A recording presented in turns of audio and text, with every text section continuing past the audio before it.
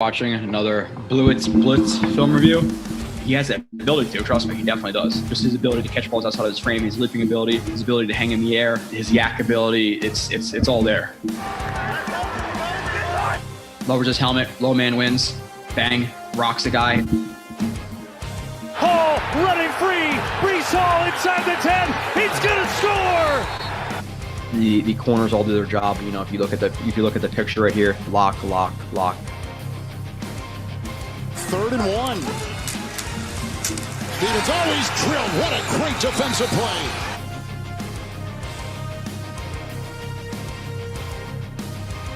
I don't try to Monday morning quarterback any of the reviews I do, and I'll try to be honest with a lot of the things I put up.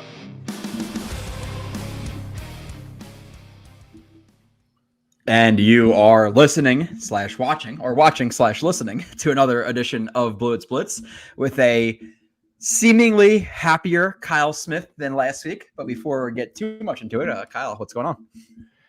Yeah, definitely a little bit happier for sure. I was just texting people and stuff. I'm just happy that they didn't get embarrassed on national TV, and they didn't. So it made football watchable.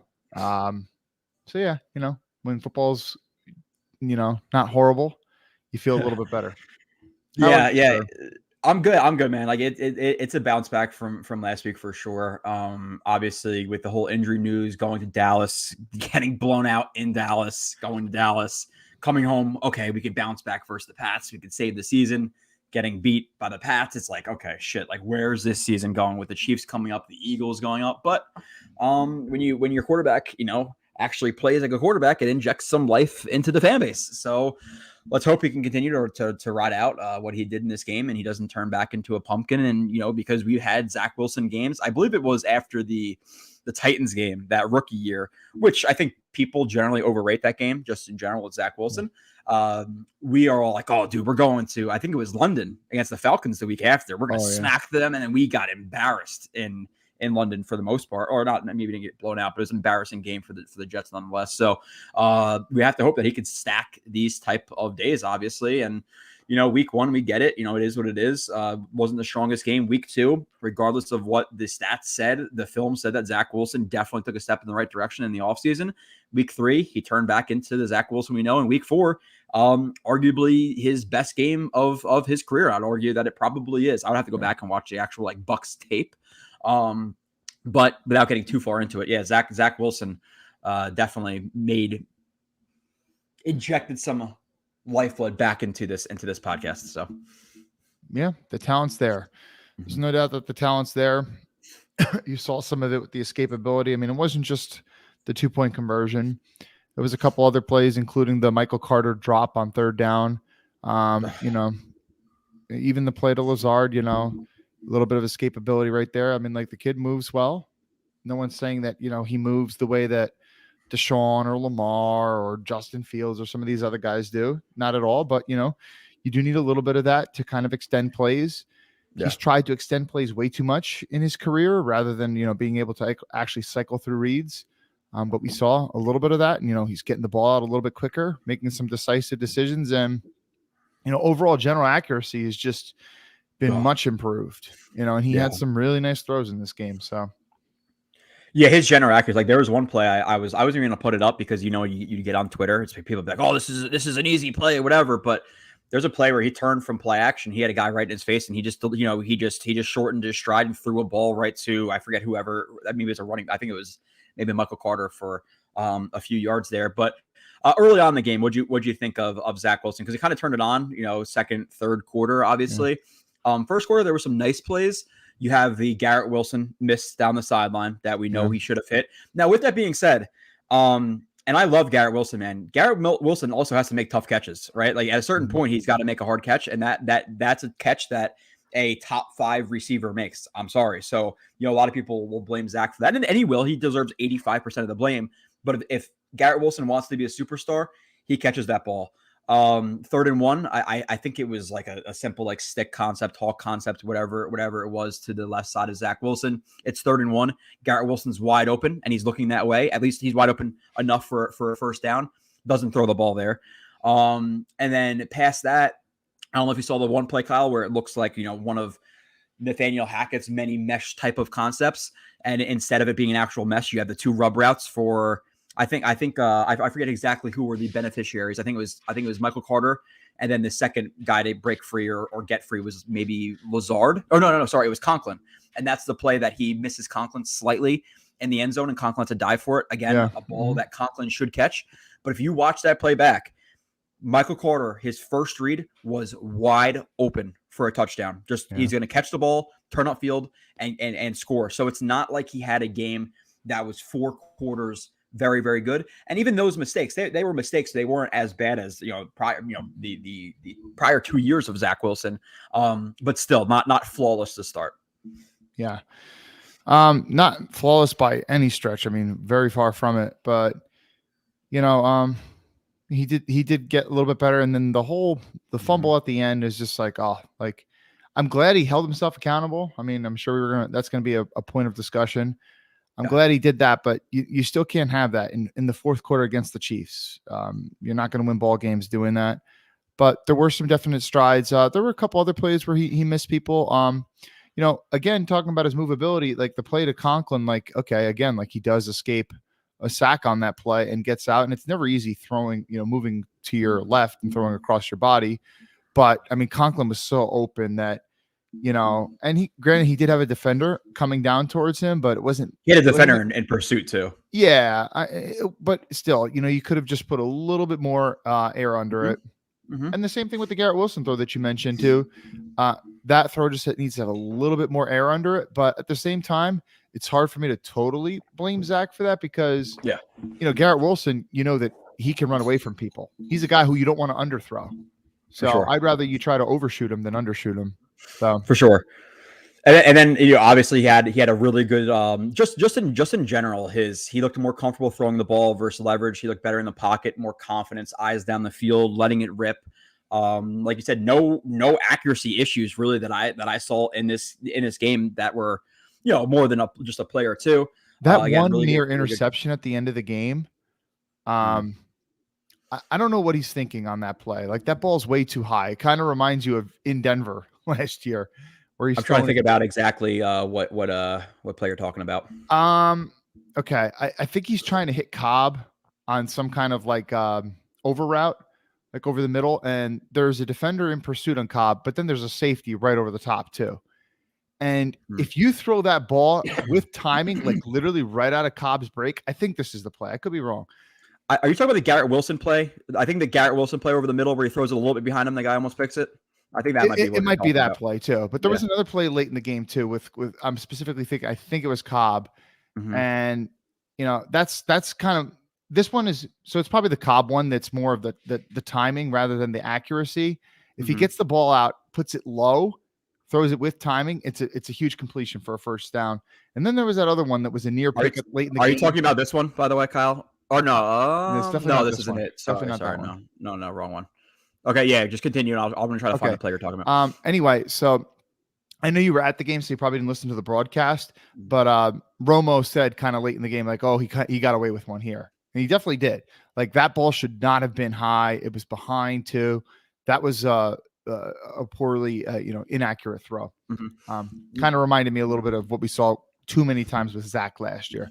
But overall, I mean, it was like it was pretty solid. Yeah, what'd you think about the good plays? Because you have the play where it's like it almost looked like it could have been an RPO where he could have thrown the ball really quickly or and then run the ball on a quarterback draw. That was a really nice one. The escapability there. I think it was was that a 2-point conversion or was that a touchdown? I actually completely forget. The one where he ran it in was a 2-point conversion. Okay, yeah, 2-point. I didn't think it was a touchdown. So the 2-point conversion there. The throw to Jeremy Ruckert up the seam was really, really nice. The throw to Uzama in the end zone. Well, the Ruckert one was the fade, and the Conklin one was the seam. Okay, yeah. So the Ruckert, yes, and the one with Conklin up the seam. You could see that he checks that safety and then he sees Conklin's eyes. And as soon as he sees Conklin's eyes and he sees that the safety is inside of him, okay, I have your eyes. I'm going to throw it back shoulder. You come back and attack that ball. Really good, confident decision there. The throw, even again, we mentioned the Ruckert one on the slot fade where he just put the ball to his outside shoulder. Ruckert did a really, really nice job of attacking the ball late, full extension, catching that one. The Uzama touchdown. he like it's it almost seems so simple, but he was so patient after that play action. And then throwing that ball with some touch to his outside shoulder. Zach Wilson of 2021 and 2022 does not make that throw. That ball has no touch, and he just whips it to the outside, and it's either off of his fingertips because, a ball that should have been going 30 miles per hour is going 60, or he just completely misses them. So you give him credit for that as well. And yeah, like he fumbled the snap, and that's unfortunate. If you actually look back at that play, and obviously I'll have the film show up, probably Friday night or Saturday. But that's a pretty bad snap as well. Now I'm not going to just completely blame it on the center, but it is a bad snap. It's not like he was right in his breadbasket. He had to reach like almost down by his left hip. So bad snap, and obviously him looking too quickly to the route concept. But overall, really good game, right? Like I think we have to go back and say, okay, is this better than the Bucs game?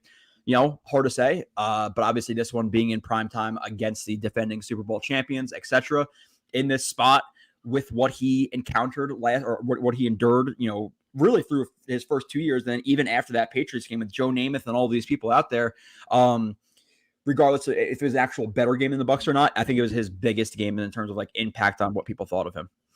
Yeah, absolutely. Mm-hmm. Yeah, I mean, like nobody wanted to see him this season. I mean, so much so to the point where they went out and got a guy, and then he has all this pressure on him because that guy goes and gets hurt. And, just judging by, I mean, the season is still a long way from over. So, the tale is still to be told. But yeah, that I love that throw, man. And here's the thing too. So anyway, let me finish the point with like he had all like Joe Namath, literally the one guy who Jets fans always say like, okay, that's our best quarterback of all time. He's the one who actually did what you're supposed to do in terms of winning a championship. He goes and vehemently criticizes Zach very publicly, and credit to Zach. It didn't seem that he let that affect him, and that's always the thing: is what is Zach's mindset? What is his confidence? And speaking to his confidence and mindset, one of the things that was most encouraging to me about this game is take that Patriots game last year, for example. Mm-hmm. Everything was slow. He wasn't trusting his eyes. He had guys open. He just wasn't throwing timing. He was acting like Tyrod Taylor, see it, wait until it's open before you throw it, rather than throwing it with anticipation. This game, you were talking about checking safeties and stuff. For sure. He didn't make all the best decisions in the world, and he did miss guys, but I think he generally, for the most part, trusted his eyes and went with that. And I'm going to take that. Like sometimes you're going to make a bad decision. You're going to throw a pick. Sometimes the defense is going to deceive you sometimes, but the name of the game in the NFL is to trust what you see, to see things quick. And he did see things a lot quicker. And let's give a lot of credit to Hackett and the coaching staff. I don't know how I saw some people kind of, discussing out there that the Jets used a lot more motion in this game. By the way, they must play Xavier Gibson more. Obviously we saw what he did with the ball in his hands on the end around. We've seen what he did with the ball in his hands with the punt returns in the season. But, he had he ran some kind of I want to say like a post, maybe around like midpoint in the game. And he really pulled away from that defender, whoever it was. I mean, like you noticed noticeable separation in comparison to guys like Cobb and Lazard. So I definitely want to see him more. Hopefully they get him learning the playbook more. But the thing I liked about Zach, the throws, the escapability, we all knew that was there, but he, in terms of confidence, he wasn't gun shy, and that's what we need from him. And his confidence through reads, right? I don't know what play it is. Kyle will obviously do it in the film review, but there was a play, and again, I forget exactly what the concept was. He got through his first and second read really, really quickly, and then he hits Michael Carter on the check down so quick that the linebacker's still getting depth. Then he picks up 6 yards for the first down instead of him being really slow through the reads.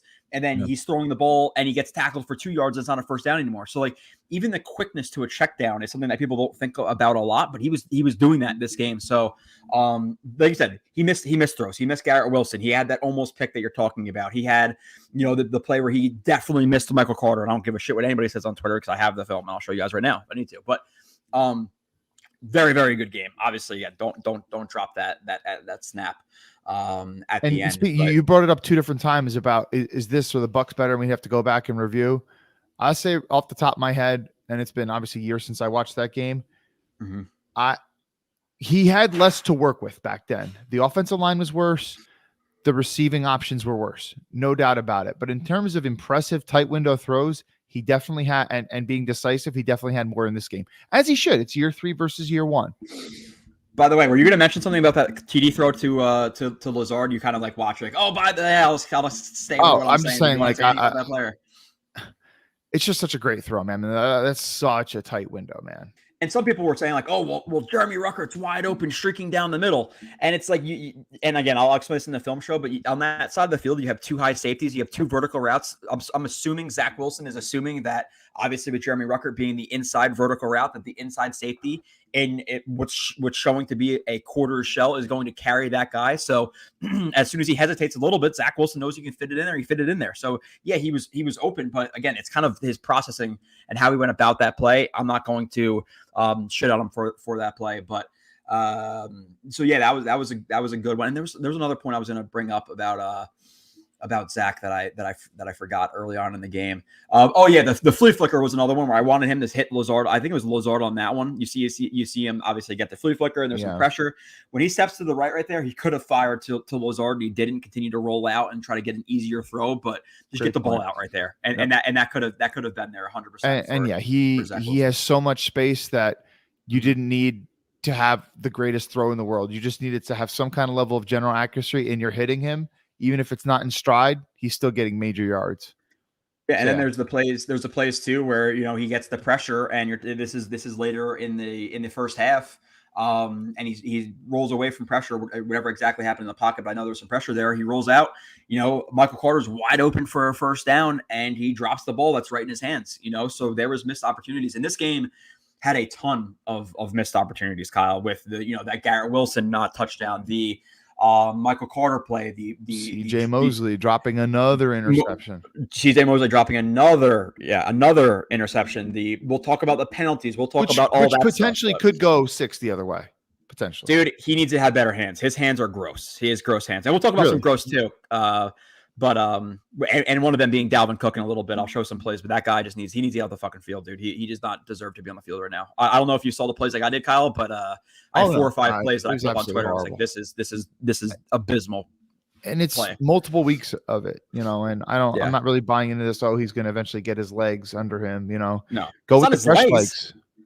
It's not even his legs, dude. It's the mindset, the mentality. I mean, he does look slow, no doubt about it. But I mean, I think you highlighted that one play in Dallas. Was it you or Michael? Where, he just literally almost. That was me, probably. I think it was you. It's what was it? Was it a toss or was it some kind of outside wide zone? I don't know, dude. Vision. And I know people said, he has good vision when he came here. Are you sure he has that good vision? You dispelled that myth from the jump. It's just so we have that one is not even that bad. We'll talk, which I'm going to keep showing some, Kyle, but we talked about it last week. It is frustrating that you wasted, is it $7-8 million in this guy? And I know we're going to talk a lot of positive, but I put up I have a lot of plays in this review where it's the guy just, again, a lot of plays are drawn up to be in these situations, Kyle, where you're one-on-one with a linebacker at a massive hole right here. Make that motherfucker miss, make a miss. Cook. Nah, I'm just gonna put my shoulder down and just get tackled. Like this is his attempt to break tackles now. Is just lowering his shoulder and falling. So does he even want to be here? Is it the legs or is it no? Rogers is not playing now. I don't want to be here. Brees one-on-one with that defender. Brees is either going to try to bounce it and stiff arm the guy, or he's going to do that thing where he really tucks the ball and really dips his shoulder and cuts inside. This is the most egregious one in my opinion, Kyle. I don't know. Did you see this one? It's moving a little slow for me, but okay, now it's good. Oh man, yeah, take that vertical, bro. Yeah, watch. I'll show you the still shot. You want to run here or one-on-one where you break it for 55? Not even the crease, Kyle. I get it. You're not. By the time he gets there, this guy was going to close that ground. I get all of that. Whatever. These 3 guys, the sideline is right here. You're not going to be able to get through anything like that. Square this guy up one-on-one. Make the motherfucker miss. What are you doing, Dalvin Cook? He is, dude, dreadful. And to watch him just waste that money and people are like, oh, he's not, Zonovan Knight and all this stuff. And that's the argument. Zonovan Knight broke tackles at least last year. I'd rather have Zonovan Knight right now than Dalvin Cook and what he's done the last 4 weeks. So Zonovan Knight was punishing defenders. And Dalvin Cook has been used in so many short yardage situations this season, and he has not really been successful there. Zonovan Knight, I could trust him to barrel his shoulder through and dive and get me a first down, much more so than Dalvin Cook, who's just going to get stood up. Yeah, and this one's going to take a little bit more of like the breaking it down here, but just in terms of his read, it's like, okay, this guy's filling, he's squeezing the run, so you're not going to have the angle to the outside, so they get to the second level, read what's happening. Becton, inside leverage versus outside leverage, but Cook is just so freaking slow to recognize it that he cuts right into the guy. If he's tighter, maybe he gets there and slips through. It's just like, he is abysmal. Dude, abysmal. I do not want to watch him play football for the Jets anymore. We got into a little bit of Izzy, man. Track there, but get Izzy out there. Super chats and then say hello to the chat. AP14, appreciate you. I think the fact Zach was able to step up, even though not perfect on that stage in prime time with his career basically on line, says a lot. Dude, again, not perfect. Mahomes was not perfect, but legitimately, and I know this is one of Mahomes' worst games. I think Kyle, what's that stat going out there? This is the first time somebody dating back to several 100 plus games or whatever, even in college and the NFL. No other quarterback has outplayed Mahomes in terms of pass attempts, completions, touchdowns to interception ratio, all that kind of stuff. Zach Wilson is the only one. So no, he was not perfect, but also he had a drop from Michael Carter. He had the bad snap that obviously he needs to bring in. There's the play where he missed Michael Carter on the rub route, which I should probably show. But overall, still a very, very so 10 is the perfect quarterback. 10 is Mahomes on his best game. 0 is I don't know, Zach Wilson against the Jaguars. Where do you feel this legitimately ranks for an actual NFL quarterback, not comparative to Zach Wilson in relative to his expectations? Maybe an 8. What do you think? Yeah, I think that's fair. I was gonna say like 7.5, 8. B plus. I think a B plus is solid. If he doesn't miss that throw to Wilson, if he puts that throw on the money to Conklin, and if he hits Michael Carter for what should be a touchdown, that's an A game to me. But those 3 plays specifically, I'm like, okay, those were not ideal. Which let me find that, Kyle. While I'm doing so, I don't know if I want to add anything to that, but I don't really have anything to add necessarily, other than let's start talking about Denver to fill some time right here. I mean, this is a defense that's reeling, and I'm pretty sure some of the Football Outsiders DVOA guys are saying that this defense, granted, when you give up 70 points, which is almost an all-timer, and Miami certainly could have broke the record there. This defense, so far in the season, I mean, the Bears, the inept Bears. I know that Denver came back and won the game and kind of slowed the Bears down, but the Bears were even putting up points for a point in time. This Denver defense is awful right now. Now you contrast that to how bad Zach has played so bad in Denver the past 2 years. Each of his first 2 years, he got shut out in Denver his rookie year. Mm-hmm. And then last year, could have potentially been, no, the Patriots game was his worst. The second Patriots game was his worst game. Yeah. Maybe the first Patriots game was probably his second worst game, but that Denver game is right up there, man. And he really got bailed out with that whole Spinny Rooney thing where he fumbled and then the rest ruled it not a fumble. Mm-hmm. Zach has something to prove. And, I'm thinking, everyone likes to say, we like to look at all these things like, oh, well, Zach's from Draper, Utah or whatever, so he's used to the air in Denver and stuff in that area and whatnot. Well, if he is, I mean, shit, he had some of his worst games out there. Yeah. So it's gonna be curious, man. Denver, that place is one of the tougher places to play in the league. They're coming off a win, but we'll see.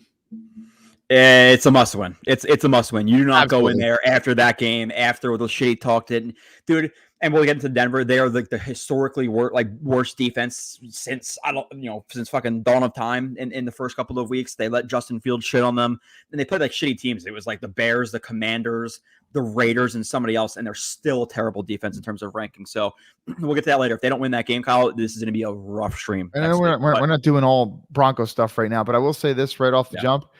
Zach looked really good, all things play action this game, even if it's a standard drop back from under center play action, whether it's a boot off play action. He looked really good off play action, and this Denver defense is particularly bad against the run.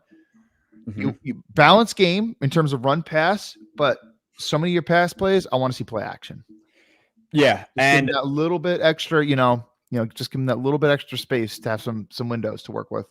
And I want to, and you kind of talked about Hackett and giving him some credit, but you just look at some of the snap percentages. Ruckert 25 snaps versus Uzomah's 21. So thumbs up there, even though Uzomah should be even maybe less. Michael Carter took 18 reps. Cook took 15. Gibson had 11 snaps. So like he actually, listened, maybe, or not listened, but realized a little bit. He got Zach Wilson on the move. There was almost like a fit. I don't know exactly what the split was, but more like 50-50 run versus pass on first. I think it was actually a little bit more pass. It was like 18 pass or 17 pass, like 11 run or something like that. The only gripe I have is, listen, if Hall's only getting 6 carries, Dalvin Cook better have 0. Hall can't have 6 carries and Dalvin Cook has 5. That's especially since now you're saying, oh, Breece is no longer on the snap count. And part of me wonders, is that actually the truth? Or is that you trying to, save face for why you neglected to use Breece, as much as you probably should have over the first couple of weeks and use Dalvin as much as you did? So Kyle, I want to read a stat here too. This is from an article. I think it's Doug Farrar. I could be wrong. I should give credit, but through Wilson's first 3 games this season, he had just 16 dropbacks with play action, completing 8 of 15 passes for 109 yards, 1 touchdown, no picks. And then he said, conversely, Wilson had 82 dropbacks without play action. He completed 36 of 69 passes for 358 yards, 1 touchdown, 4 picks. They said against the Chiefs, Wilson had 11 dropbacks with play action, completing 8 passes. So out of 11 dropbacks on play action, had 10 passes. 8 for 10 out of 11. 8 for 10 out of 11, 56 yards, 1 touchdown, no picks. And then there's another. There's a little bit more in here. Hackett had just 14 plays with pre-snap motion for Wilson in the first 3 weeks of the season. And in this last week, Kyle, he had, I believe there's another number in here. I'll go over it in the actual film show. But regardless, without actually having to read the full article while on stream and live, there's a lot more play action, a lot more pre-snap motion, and Wilson's numbers are better in those scenarios. So now that we're implementing it more and he's having more success, is obviously a good thing. I'm gonna try to find that other stat I was just flubbing over right there as you answer, Kyle. Yeah, please do. So what's interesting about that, as you're reading that, I'm like, oh wow, like I didn't read any articles or even see anybody put up any stats on Twitter. I'm not saying they didn't. I'm just saying I didn't see it. Mm-hmm. And it's interesting sometimes when you see stats, sometimes stats don't match with the film, what you're seeing. I'm saying the stats match with the film because I said everything I said about play action without even, looking at any of those stats. And I'm telling you, like, he looked really good off play action in this game. Like, we need to see a hell of a lot more than that. Like I'm saying, especially, you have Breece, who's looked pretty damn good by and large all season, right? He almost had another, potentially, he just makes that one defender miss. You have a second 80-plus yard run this year. He needs to make that defender miss. He really does. I know Conklin tripped and all that stuff, whatever it may be, but Breece needs to make that guy miss. You make that guy miss. So a little bit cleaner, Kyle, because I read it now. First 3 games, he just had 16 dropbacks with play action, 8 of 15 for 109 yards, 1 touchdown. So obviously he's pretty good at it. So 16 through 3 weeks, and in this game against the Chiefs, you have 11, and he completed 10 out of 8 out of 10 passes for 56 yards. So kudos to Hackett there. And then you talk about pre-snap motion. Pre-snap motion, he only had 14 of such plays in the first 3 weeks. So 14 plays with pre-snap motion. In this last game, Kyle, he had 11 plays with pre-snap motion. He was 10 for 11 with 111 yards. So let's start doing more of that shit. So yes. credit to Hackett there for that. I wanted to show this play too. And this is just about, the one he missed that I was speaking about. And then we'll get to the rest of the chat and all of that. But basically you have designed rubs right here. Rub, and then clear out, and then you have 2 guys leaking out with Michael Carter being the first read. So you have Carter's guy or Carter's defender right here, Lazard picking him, and this is his first read. It's going to go 1 to Conklin. Dude, chips him, hit him. Gotta hit him here. This is a walk-in touchdown. And people are like, literally. Literally, he pulls up. He's not running full speed into the end zone. And then, of course, Kyle, I know it's a little bit laggy right now because I'm dragging it, but people on Twitter, it's like, you show the play. It's like, oh, Carter, he shouldn't have thrown that. Carter got tackled. There was Chiefs all over the place. I'm like, and I showed a screenshot of this. I'm like, are you sure? So he needs to hit that play.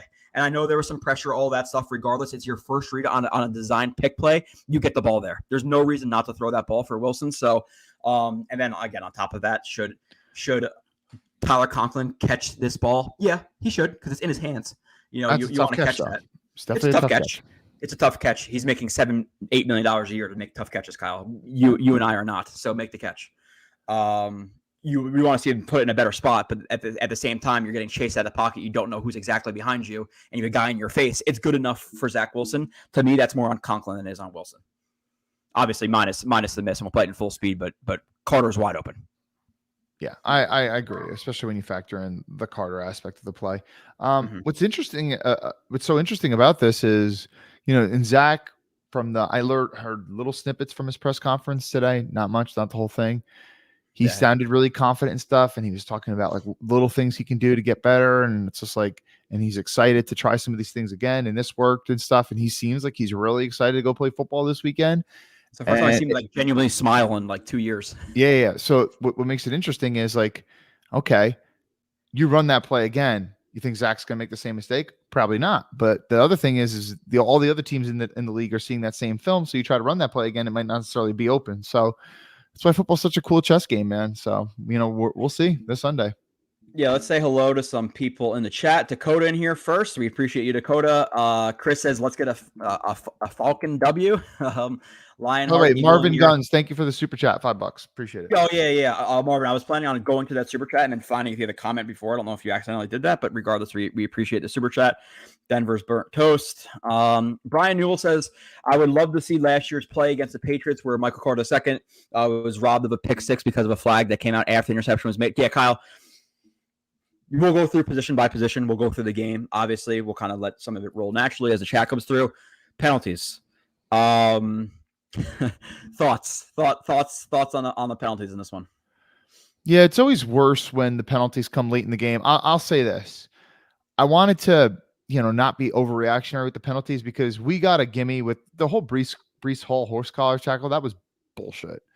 That's the only call that I think we really got in our favor that was like, okay, that was stupid. But there was probably like at least 4 good ones that, they missed. I mean, the Sauce play, like, I thought it was a really good defense by Sauce.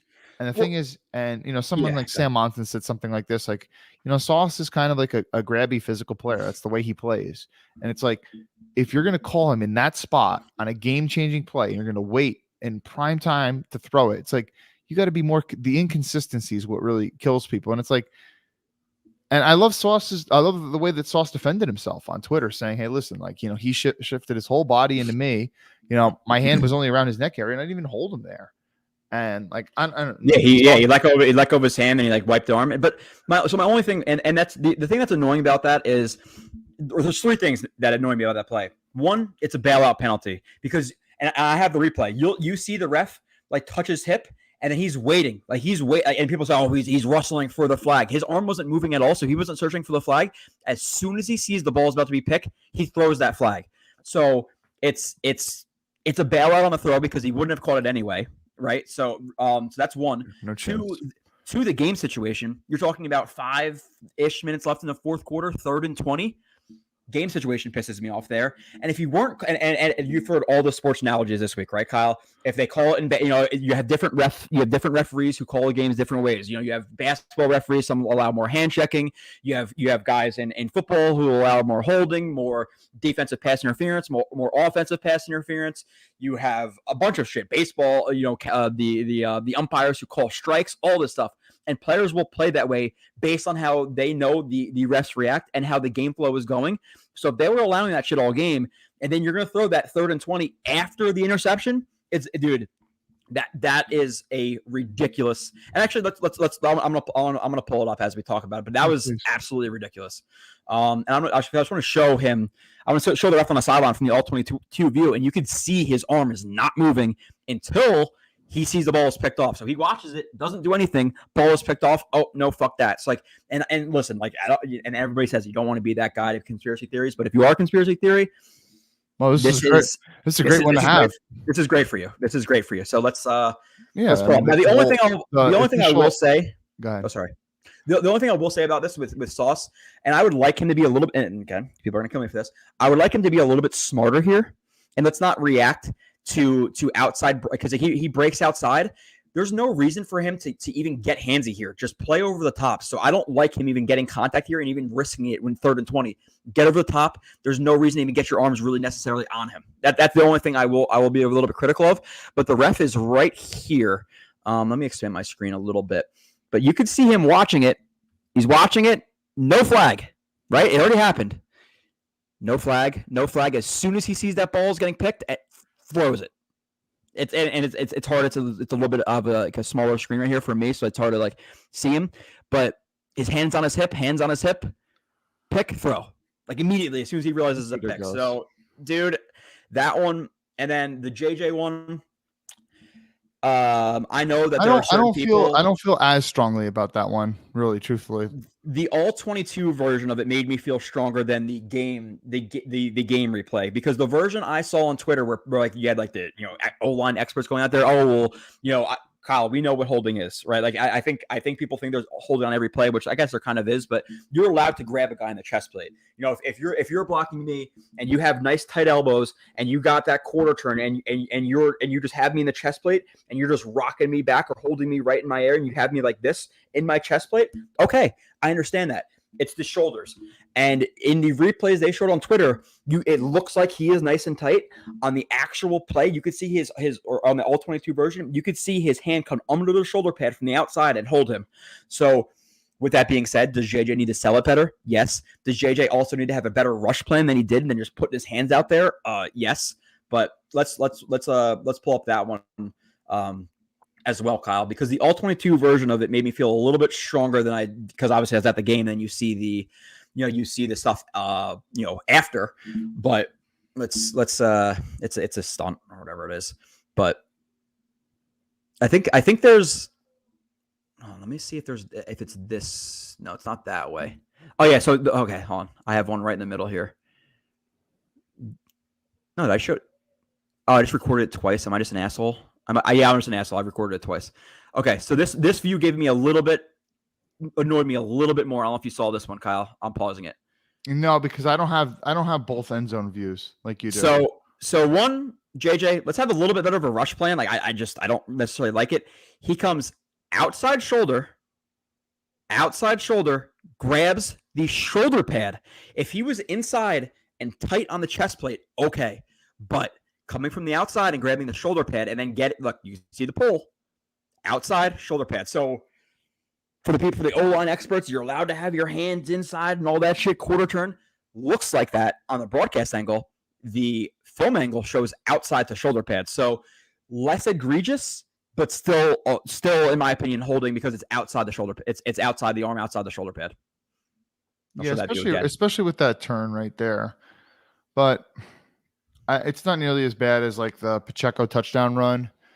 Like the Chiefs really got like on some huge game-changing plays. The Chiefs got bailed out here. I mean, like, by the way, and what a piss poor rush. I'm sorry. JJ's rush plans just really frustrate me sometimes. That I don't know what he's trying to do at times. Like the thing is he doesn't know what he's trying to do. Yeah, man. It's just the guy has ability, but lacks the instincts.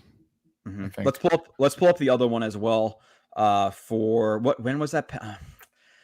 I labeled like no holds here or something like that. I'm gonna have to find it on my the play you're talking about, Kyle. With all it was a Pacheco touchdown, right? The first Pacheco touchdown. I mean, like it might be the first drive of the game, maybe second drive of the game. I think it's the first one. But with that being said, though, in terms of, and we'll talk about individual positions. I'm sorry, we're just getting into just the game and not necessarily talking to the chat, which we will. Can the Jets defense step up in a big situation though? And I get that they only allowed 23 points to the Chiefs and all that stuff, but it's 17-0 before you can blink. And then how many chances do you have on that last drive to get off the field and they can't? You have the blown touchdown to whoever it was last week for the Patriots. You have the blown touchdown this week, I think for the first touchdown of the game, like a miscommunication between Sauce and was it Whitehead? There's another blown defense on third down. You have, even on that play where JJ gets held, Mosley's dropping back in the middle and like fucking chucks Travis Kelce to the ground, gets illegal contact 20 yards down the field. But what are you doing, Mosley? So, and then he has the drop picks. So the defense is good, but they got to start capitalizing on third down. You could be a great defense, not a lot of allow yards and all that shit. But if you can't get off the field on third down, what are we doing here? So the defense is blowing way too many situations. And then you had a Sauce missed tackle this game. One of those last drives, Quincy's been playing out of his mind. One of the last plays where Pacheco gets to the outside and he slides. He took a really bad angle.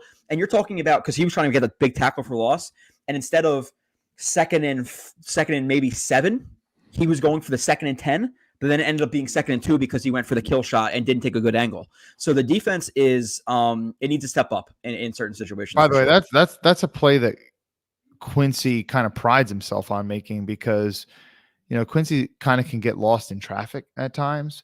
But you have the guy mano a mano. You gotta bring that down, because that was such a huge play. Because they got a fresh set of downs now. He stays in bounds. The clock keeps turning. Huge play. I am curious. If the pick counts and the ref doesn't throw the flag, what do you think is the percentage chance that the Jets win the game? Because they still have to go down, and a field goal that only ties you, and then you still give Mahomes a chance to win it with a field goal. I don't know, man. There's a lot of and obviously the momentum wasn't as high because the Jets did sputter a little bit at that point, but to at least go down and they would have kicked a field goal there, right? Well, no, because they had plenty of situations where it was I'm trying to think. It was 3rd and 20 from what yard line on that Sauce penalty? I forget the yards, so I don't know if their kicker would have made it, but I don't know. But for this one, Kyle, it's bad. It's a little bit bad on Clemens there. Not as bad as Sherwood. It's not necessarily. Well, it's their one. You could see him holding him right here at this point. Pulls him to the ground. It's not that, Kyle. I mean, McGovern just called on a similar penalty. Dude, he alligator rolls his leg. He has his ankle right here. He's holding his ankle and then rolls him, and he falls, and we're still not calling it. And it's in open space too. This is not in the middle of the pile. Yeah, in open space, and he alligator rolls his ankle. And no, we're good here. The same side where the ball carrier is running. Yeah, that was bad. This officiating crew was particularly bad. And then, by the way, for the people who were on Twitter and who were interacting with me when I put that play up, and there was that one Chiefs fan in there was like, "Oh, Sauce had a really big, PI down the field that didn't allow the Chiefs to get a 50-yard completion." I watched that play back specifically because of that guy and watched the All-22 version. It was not a hold in the slightest, and the ball was so far away that there was no it wasn't catchable. So there was I don't even know what play he's talking about. Here, I'll pull it up because I put it on there specifically just for those people on Twitter who probably saw that guy. And I don't respond on Twitter, Kyle, because you know what it is. You're going to get into a 20 tweet back and forth with somebody. You're going to waste 2 hours of your day, get all pissed off. I just don't really answer on Twitter. I kind of post and dump. Let me. I'm going to try to find it right here while I'm talking. I think I just put Sauce penalty with a question. Yeah, this is it. And the only reason I'm showing, the only reason I have it right here. I'm making the screen bigger so I could see it. Oh yeah. Hold on, no, wait. You'll see this version. Okay. You see how light the contact is. I'm playing it frame by frame, so it's gonna be a little bit laggy. There's no hand on there. There's probably a hand guiding that hip, but I don't think it's pulling him. And look where that ball lands. And this guy's like, dude, Sauce got away with a huge penalty 50 yards down the field. This is the play that Chiefs fans are going to try to highlight for Sauce getting PIs? That's the play? So he's got listen, first of all, Sauce did not alter in the ball in the air. Sauce did not alter the receiver's body in any way, shape, or form. No. And even if he did, he still had no chance to catch that ball. Exactly. So that's specifically for the one person on here who recognizes what I'm talking about, that guy on Twitter. Most likely, but let's get to the rest of the chat because we have been ignoring you for weeks. So I'm just going to. I do have to sign in to StreamYard again. That's why I can't do these super chats. My apologies about that. Yeah, no, it's all good. As the immortal, hello to John Hassel. As the immortal Jesse Jackson once said, "Keep hope alive." It's alive. If you lose in Denver, it's gone. Right, Kyle? If they lose to Denver, then if they went and beat the Eagles, then. It's okay, you got some fire again. No, I know. But realistically, dude, if you win the next 2, and you look at your early schedule, you go 3-3, and I believe the bye is after that, if I'm not mistaken. You go in your bye 3-3 on a 2-game win streak, off beating the former defending NFC champions. Then you got some real life to your season. You got a whole week to prepare. Okay, this is what works with Zach. This is what doesn't work with Zach. Anyway, Yoshi says Yoshi's a at least he's been here for a minute, but fall season is coming when Joe starts growing his beard. Yeah, it's we have no shave October, November, December for our department, so it's nice. it's really that much. I thought it was just a November thing. It's 3 months. 3 months. Rob D at least for us. Nice to see Gibson get involved on offense, keep him in motion without a target affects the defense. And Kyle, a lot of people have been talking about Gibson and kind of trickling into the Hardman conversation because okay, Gibson got 11 reps, multiple touches, Hardman's rotting there on the bench, and I think this kind of plays into what we were talking about. And like, there should be obviously $5 million sitting on your bench is obviously not the best resource or the way to spend your resources. Neither is Dalvin Cook running for no yardage, making $7 million. But we spoke a lot in the offseason about how Hardman is not necessarily the most disciplined and trustworthy player. And I don't know I think the coaching staff maybe doesn't want not the most disciplined player to be out there on the field with Zach Wilson when you need to capitalize on every opportunity you can have. Like, I think Hardman was going to be a guy with Rodgers to get 10, 15 snaps, some trick plays and stuff like that. But I understand more so maybe than other people why he's not playing. Now, again, I would like to see him over Cobb at times and in some other instances, but I get the thinking in terms of not necessarily trusting him as a player to be there for Zach Wilson on a down-and-down basis, just in terms of being in the right spot and actually catching the ball. Very, very, very great point. But in terms of the if Zach Wilson really prefers motion more, it does make sense to have him out there in those situations. With that being said, if you're only going to put him on the field when he's going to go in motion or when somebody else is going to go in motion, then you become very predictable.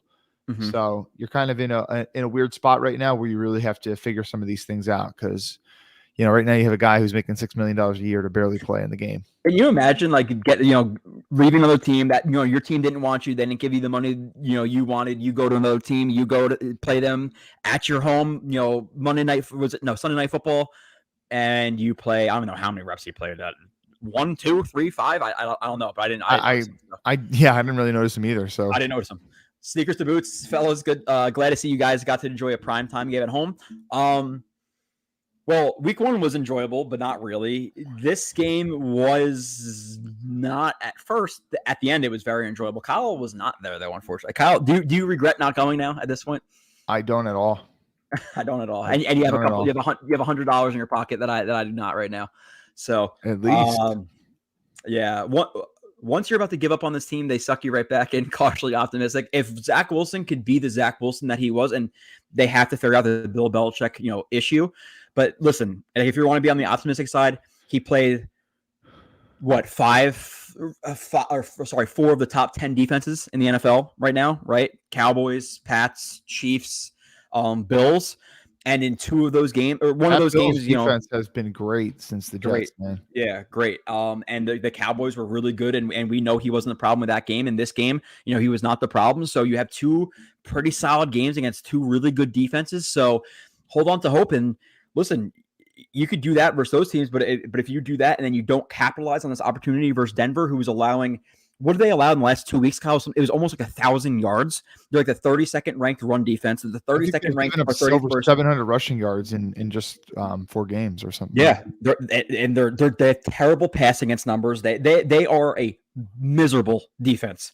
So if he cannot come into this game and replicate that and throw for, I'm not asking for 400 yards. I'm asking for even something like, I don't know, 230 yards, with 65 to 70 completion percentage, 1 touchdown, 2 touchdowns, no picks. Like, give me a solid game. I don't need a Chiefs. I don't need a Dallas, him running around on the field trying to make plays, all that stuff. There's a consistent game from Zach Wilson, and let's build on it. That's the goal, right, Kyle? Like, we don't want to sit here and we don't want to trash Zach Wilson. Like, that's not the goal. We want him to fucking dominate. We want to have the number 1 quarterback in the NFL. That's the goal. But obviously we have to talk about what we've seen.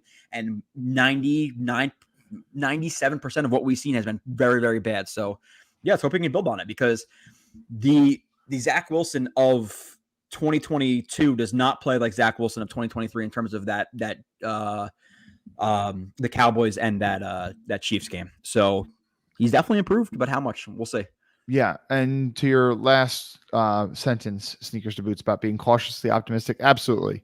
If you're overly optimistic just because of this one primetime game against the Kansas City Chiefs, who do have a good defense and certainly a good offense, you're potentially setting yourself up to get really disappointed. Like, listen, I'm happy. I was texting people after the game and stuff. Oh, some people are saying, I bet you wish you went to the game now. You just said it to me. I'm like, no, not really. I'm very, very happy with my decision not to go. And I still, hey, listen, if he really balls out and like just looks like a star the next 2 weeks, you might see him at the Giants game in a couple weeks.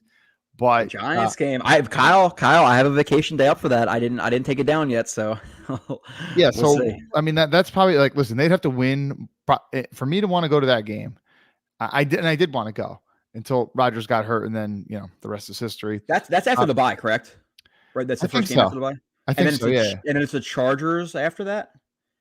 I wish I could tell you with certainty. I think it's a Chargers. But you should be cautiously optimistic. I certainly very much am.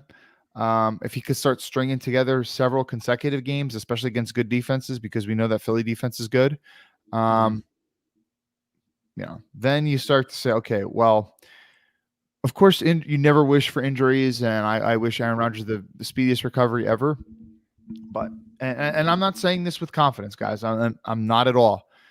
But if Zach Wilson actually balls out this season and he looks like he absolutely is the truth, he really, really, really turned the corner in year 3, the way that Josh Allen turned the corner in year 3. I don't like where this is going. I don't think where this is going either. I'm just saying he said cautiously optimistic. I'm saying don't expect this. Do not expect this. But if that did happen, that's a good situation to be in. Like, Aaron Rodgers probably wonders about his future, but what would be better for the Jets, to have a good Zach Wilson for the next 10 years? Do not bet any money on this. Don't bet any on it. I'm going to say we are setting ourselves up to be hurt so bad every single time. Well, that some Jets fans are doing that, and that's why I said cautiously optimistic. Yes, be very, very, very cautious. No, like Soup, dude, we've been hurt so many times. Make him prove it to you. Like, I'm going through this week, like, listen, he's going to suck again. If he proves it, then he proves it. I have more hope than just saying he's going to suck again, but I've been hurt too many times, so do not get yourself all excited. Do not talk about playoffs. It's going to hurt more. It would hurt more if you're very excited. Let's see what happens in Denver at 4:00, and then we'll talk again. We're not talking about the end of the season or anything like that. But Marvin Guns did have he had a super chat, $5, which we appreciate. And then under that, a couple chats, he said Taylor Swift bribed the refs. And like, we don't really talk about like storylines like so much like this typically. But what do you think about the refs, or not the refs, the NFL after that, like putting Chiefs are 2-0 as Swifties or whatever it was, and all of that bullshit with Taylor Swift and all the celebrities coming. And then like, dude, Woody Johnson being completely tone deaf after we're all pissed off about the whole, Chiefs coming in here, the whole Taylor Swift stuff. We're all fucking done with it. And he posts like, yeah, we're Swifties too. It's like, dude, just have some sense about you, So yeah, Woody Johnson tries way too hard to be cool, and it doesn't really work most of the time. And he's like wearing, like, I get the chain was like a funny thing to have, but like now that he's actively wearing it all the time, like, can you imagine him like walking up to Taylor Swift? He's like, what is this fucking guy doing? Like, what is wrong with him? A big ass blinged out chain with Woody on it. So like, dude, a little bit tone deaf, and I like Woody more than some other people do, but posting that after we just lost to them, in heartbreaking fashion. But because of the refs, and people have the conspiracy theories that it's because of the Chiefs and because of Taylor Swift, and you come out there and say, hey, I'm a Taylor Swift guy too, and the NFL 2-0 is Swifties, and fucking, I think it was Sleeper, the fantasy football app, changed Travis Kelce's picture to Taylor Swift. It's like, what are we doing here with the Taylor Swift stuff? Yeah, I mean, like, listen, conspiracies definitely happen. And as someone who studies histories, I mean, conspiracies is just people, conspiring to, plan something out or whatever. Theories aren't necessarily substantiated by facts or whatever. But I mean, like, there's this whole thing that's been going around, and what was it, Arian Foster, who kind of started it? Whoa, the NFL, the scripted stuff. And obviously that's complete BS that, everyone gets a script or whatever. But there's no doubt that there are certain teams where it's in the NFL's best interest for a certain team to win because of viewership and ultimately money made and things like that.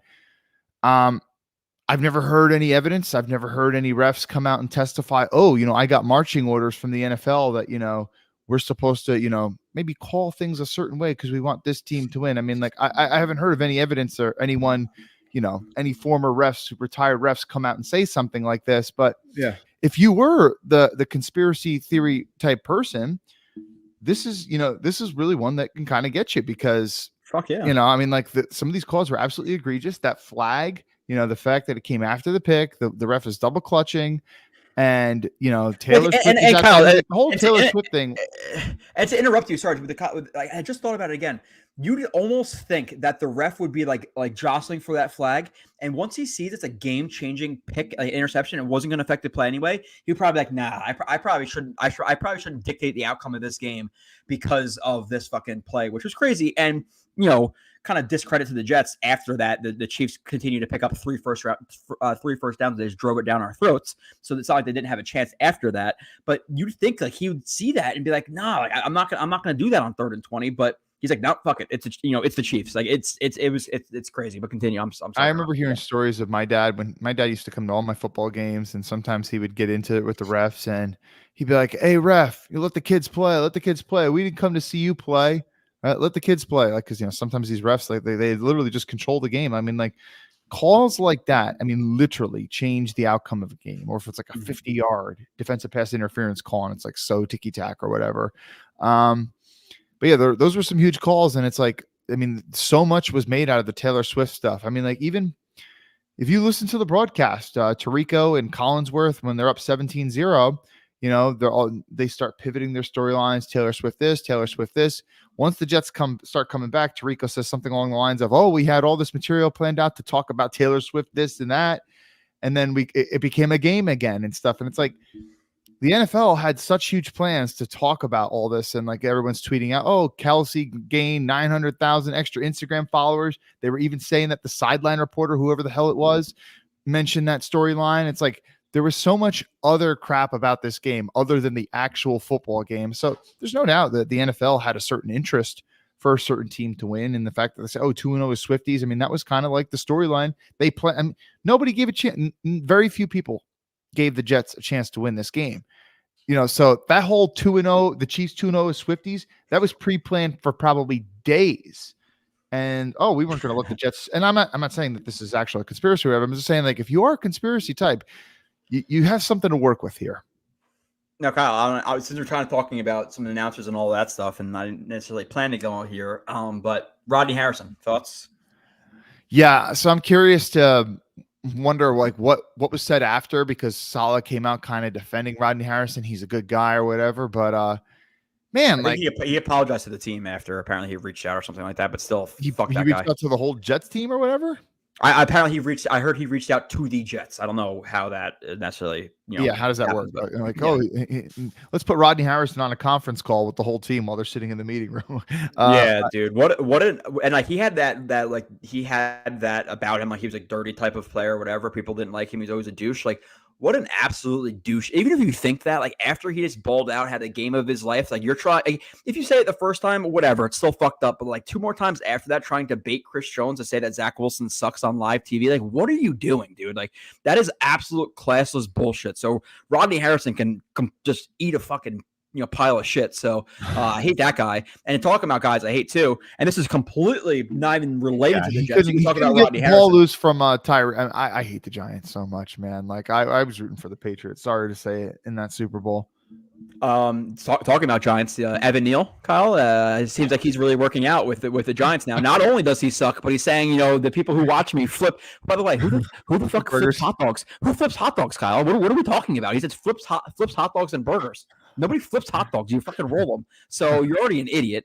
So he sucks, and then he's criticizing all the fans who watch him.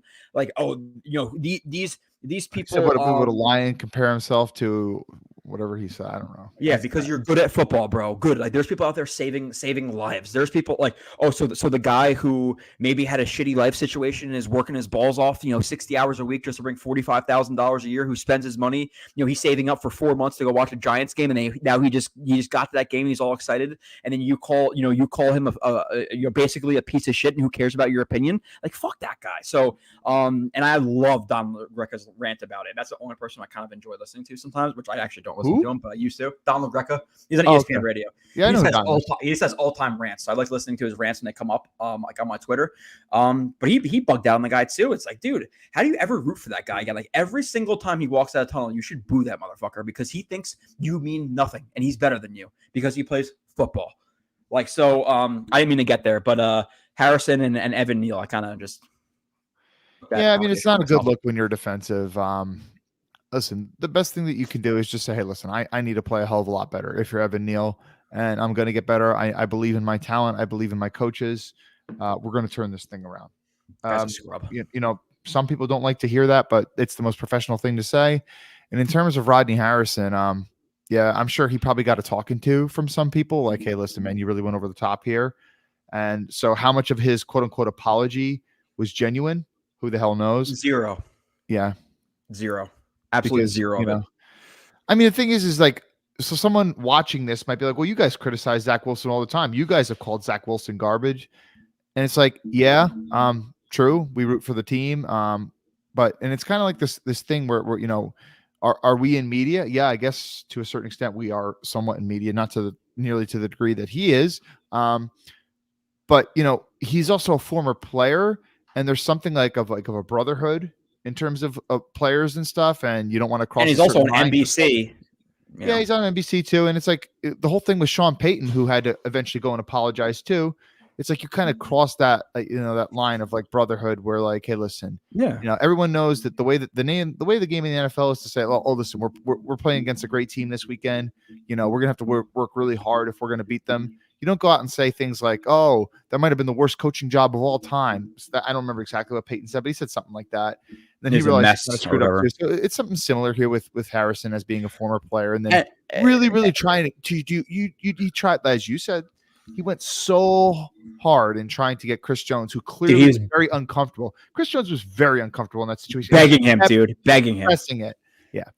He might as well have been like, he sucks, right? Chris Jones, like, please say it. You know, it's like it was, and yes, like it's the fraternity and all that stuff. And the difference is we're on a YouTube show and we're not on NBC with thousands and thousands and hundreds of even millions of people watching. One. And two, when we criticize him, it's deserved. I would never go on TV after that game and say, yeah, well, Zach Wilson sucks, right? Basically, like, no, it's like, hey, this kid had a fucking good game. Like, he came back, you know, like bravado, all that stuff, whatever. Like, that's how you speak about him after that game. But like to be like, yeah, he's a bum. It's like, come on, man, he's a bum. It's just what a joke that man is. So, shitty human being, you can just tell right from there. So fuck him. But moving on.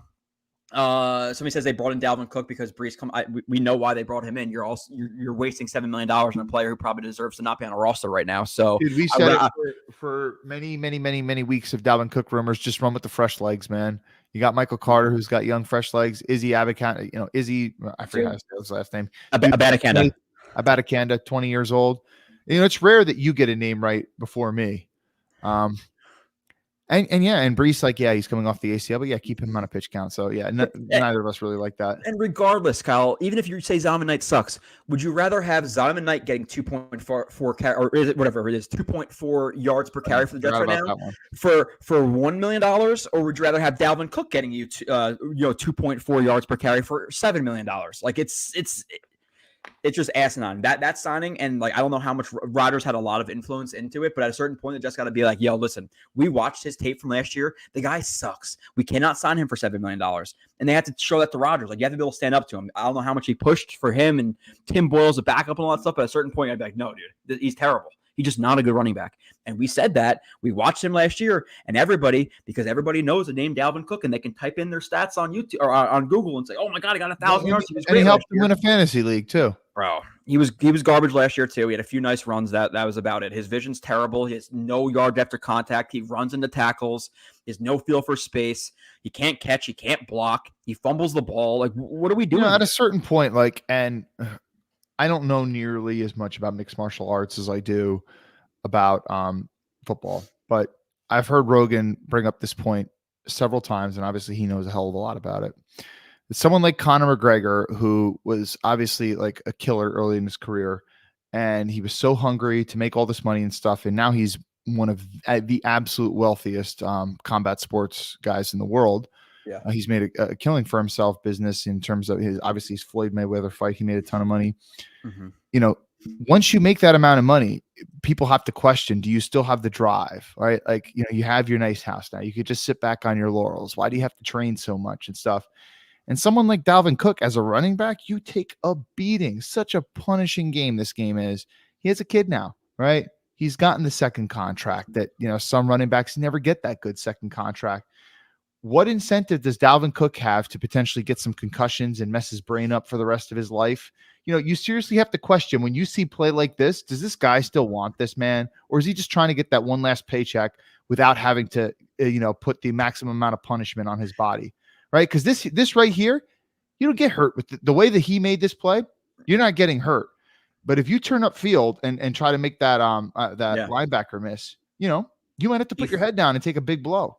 He literally falls into tackles. He does not try to make anybody miss. As soon as he knows he's getting contact, he just falls. He just ducks his shoulder. There's no power behind it. It's, oh shit, I'm getting tackled. Like it is abysmal football play. So don't give me the shit about his GPS numbers. Don't give me the shit about getting his feet under him. He doesn't want to fucking play football anymore. At least not for the Jets this year. Which is understandable. But just, don't take a paycheck from the team and, act like you're trying when you're not. And lose I don't want to be this guy, but like there's been people who be Corey Davis. Be Corey Davis. If you can't do it anymore, just say, you know what, I'm hanging up the cleats. There's been people who've been like tagging him in some of my posts, like, dude, you suck. Like, what the fuck? Like, you're just taking the money and all this stuff. And like, if he responds, Jets Twitter is going to light him on fire. There's like 1% of Jets Twitter who's still defending this guy. And this is what we tried to tell everybody before he signed, but people actually have to see it with their own eyes instead of the actual. It's extremely frustrating when you see this shit and you try to express it. And there's a bunch of people who are just like, I don't know, you're fucking wrong, whatever, because of stats. And then this happens. They're like, oh shit, you were right. It's like, wow, like the film is actually out there. It's crazy. I know I'm being condescending asshole, but the Cook thing and wasting $7 million on that guy, you can't sign another backup quarterback, is just ridiculously frustrating. It's, I don't know. Sign Donovan Knight again for $750,000. And can you remember one good Dalvin Cook run this entire season? Like Donovan Knight against the Bears, against the Vikings, had some legitimately good runs. It's not like it's just a one-off thing where Dalvin's having an off game or two. I can't remember one good play that the man has made in 4 weeks. And he's had some really bad ones. That fumble against the Cowboys. Awful. That one play where he just basically, kept running out. He had one really bad play against the Cowboys, which wasn't even the fumble. So let's and we're gonna keep working through the chat here, and this kind of brings us to this topic. We talked about Zach Wilson, we'll continue to talk about him. We talked about Breece Hall, who cannot be getting 6 carries, and I know Salah said last week that he's not on a pitch count anymore. 6 carries. And what did Breece do? He did this: feed me, feed him. Yeah. Also, with that being said, again, does Breece have to finish that run? 1,000%. He needs to finish that run. Yeah. More getting your legs under you more. Yeah, but I believe he will in due time. Still averaging like 6.8 yards per carry. You just want to see the down and down consistency and him be able to break those. Past that, not much for the running backs. But let's kind of get into the the tight ends and the offensive line here a little bit. But specifically right now for Ruckert and Tippmann, Kyle, thoughts on both these individuals. I've been extremely impressed with Ruckert. Do you want to? It seemed like you were going to start with Tippmann, so go ahead. No, I was just going to say Tippmann. I know his numbers said like 0 pressures allowed this week. To me, I don't know what I necessarily consider a pressure, but there was at least 2 or 3 plays where I think he allowed some type of pressure or made Zach Wilson move out of the pocket because of whether or not he got cleanly beat or he was pushed back into Zach Wilson's lap. Still a very, very, very good game, but the PFF 0 pressures allowed. He wasn't. I'm just going to say he wasn't an A+. He was a B+. He was very good, but not elite on the offensive line. Still a good game from him. Let's go to the rest of the offensive line. I thought McGovern was fine this game. AVT, he was not great. A little bit at right tackle. Yeah, and like to me so far, AVT has not been as good in 2023 as in 2022. But yeah, he was allowing some pressures. There were some runs I wanted to see him attached to more. So I think his numbers may indicate that he's fine. Carl Loftus had a pretty good game against him. Yeah. So like I think AVT is a solid tackle, but I still think he's a better guard. And these last 2 weeks, again, regardless of what the numbers indicate, think he's a better guard, not think. Yeah. It's so like I think it's because of the numbers, and maybe some people are like we're really buying into that, and it's influencing my opinion or whatever. But he's still a better guard to me. And in these games, I have some plays that I'll go over. I got to be honest, the length really shows up because George Karlaftis doesn't have good long arms, but Carl Loftus hit him with a long arm, and a guy with long arms like Tyron Smith and stuff, that shit's not going to work. Yeah, so Tippmann has been excellent for a rookie and we'll there's so many conversations to go. Do you keep him at right guard? Do you keep AVT at right tackle? All this stuff, and we'll get into that maybe. But Tippmann was very good. AVT has been solid, but not studly like he was last year, and maybe some of the playing at tackle has something to do with that. But I haven't been like blown away with him. McGovern was okay. Laken Tomlinson, we got to give him credit. The last 2 weeks, he's been okay, just okay, not great, not bad, but okay, and I'll take okay. Now, if you told me he's just going to be okay at the time of signing, I would have said, okay, that's terrible. But for what he did last year, okay is fine. And then Becton. This was his best game, I think, this year. Yeah, Becton. Yeah, I agree. And probably last week it was his second best. But Becton, credit, he's been playing. He's still on the field. There's a few plays where he's not doing so well. Like overall, the offensive line as a whole, good. But individually, I would just say Tippmann, good. Connor McGovern, okay. Laken Tomlinson, okay.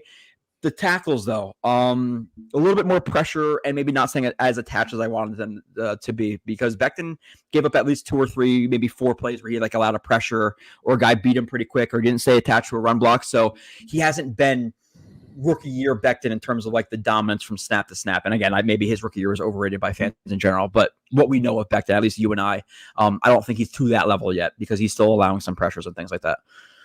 Yeah, and we haven't really seen the dominance in the run game where he was just really, really creating lanes. So, and again, he's smaller, so he's got less girth to him. So it does make you wonder if that's a big reason why. But in terms of his pass pro this game was better. Not to say that it was perfect by any stretch. What were you saying? You're talking about? Is this? I don't know if this is the long arm you're talking about. Play it once again for the top. I wasn't even looking. I was looking at Becton. It's actually not even it's not even really a long. No, that's not the play I was thinking about. But still, it's just he's been good, but I still do really think he's better at tackle. So with that being said, I want you to continue with the rest of the offensive. At guard, but actually continue your thought. If you have more thought, I want to ask you a follow-up question. I'm just saying, as good as AVT might be, I think his footwork as a tackle is pretty good. But I mean, there's a reason why everyone slated him to be a guard. That arm length is just not something you can change. And, take someone like Tyron Smith, who had a good game against the Jets a couple weeks ago. Dude has 35 something inch arms. That shit really does matter a lot. And AVT, no matter how hard he trains and stuff, he won't ever be able to solve that problem. I mean, there's other ways he can get better and stuff. Yeah. What was this? I was really confused by this.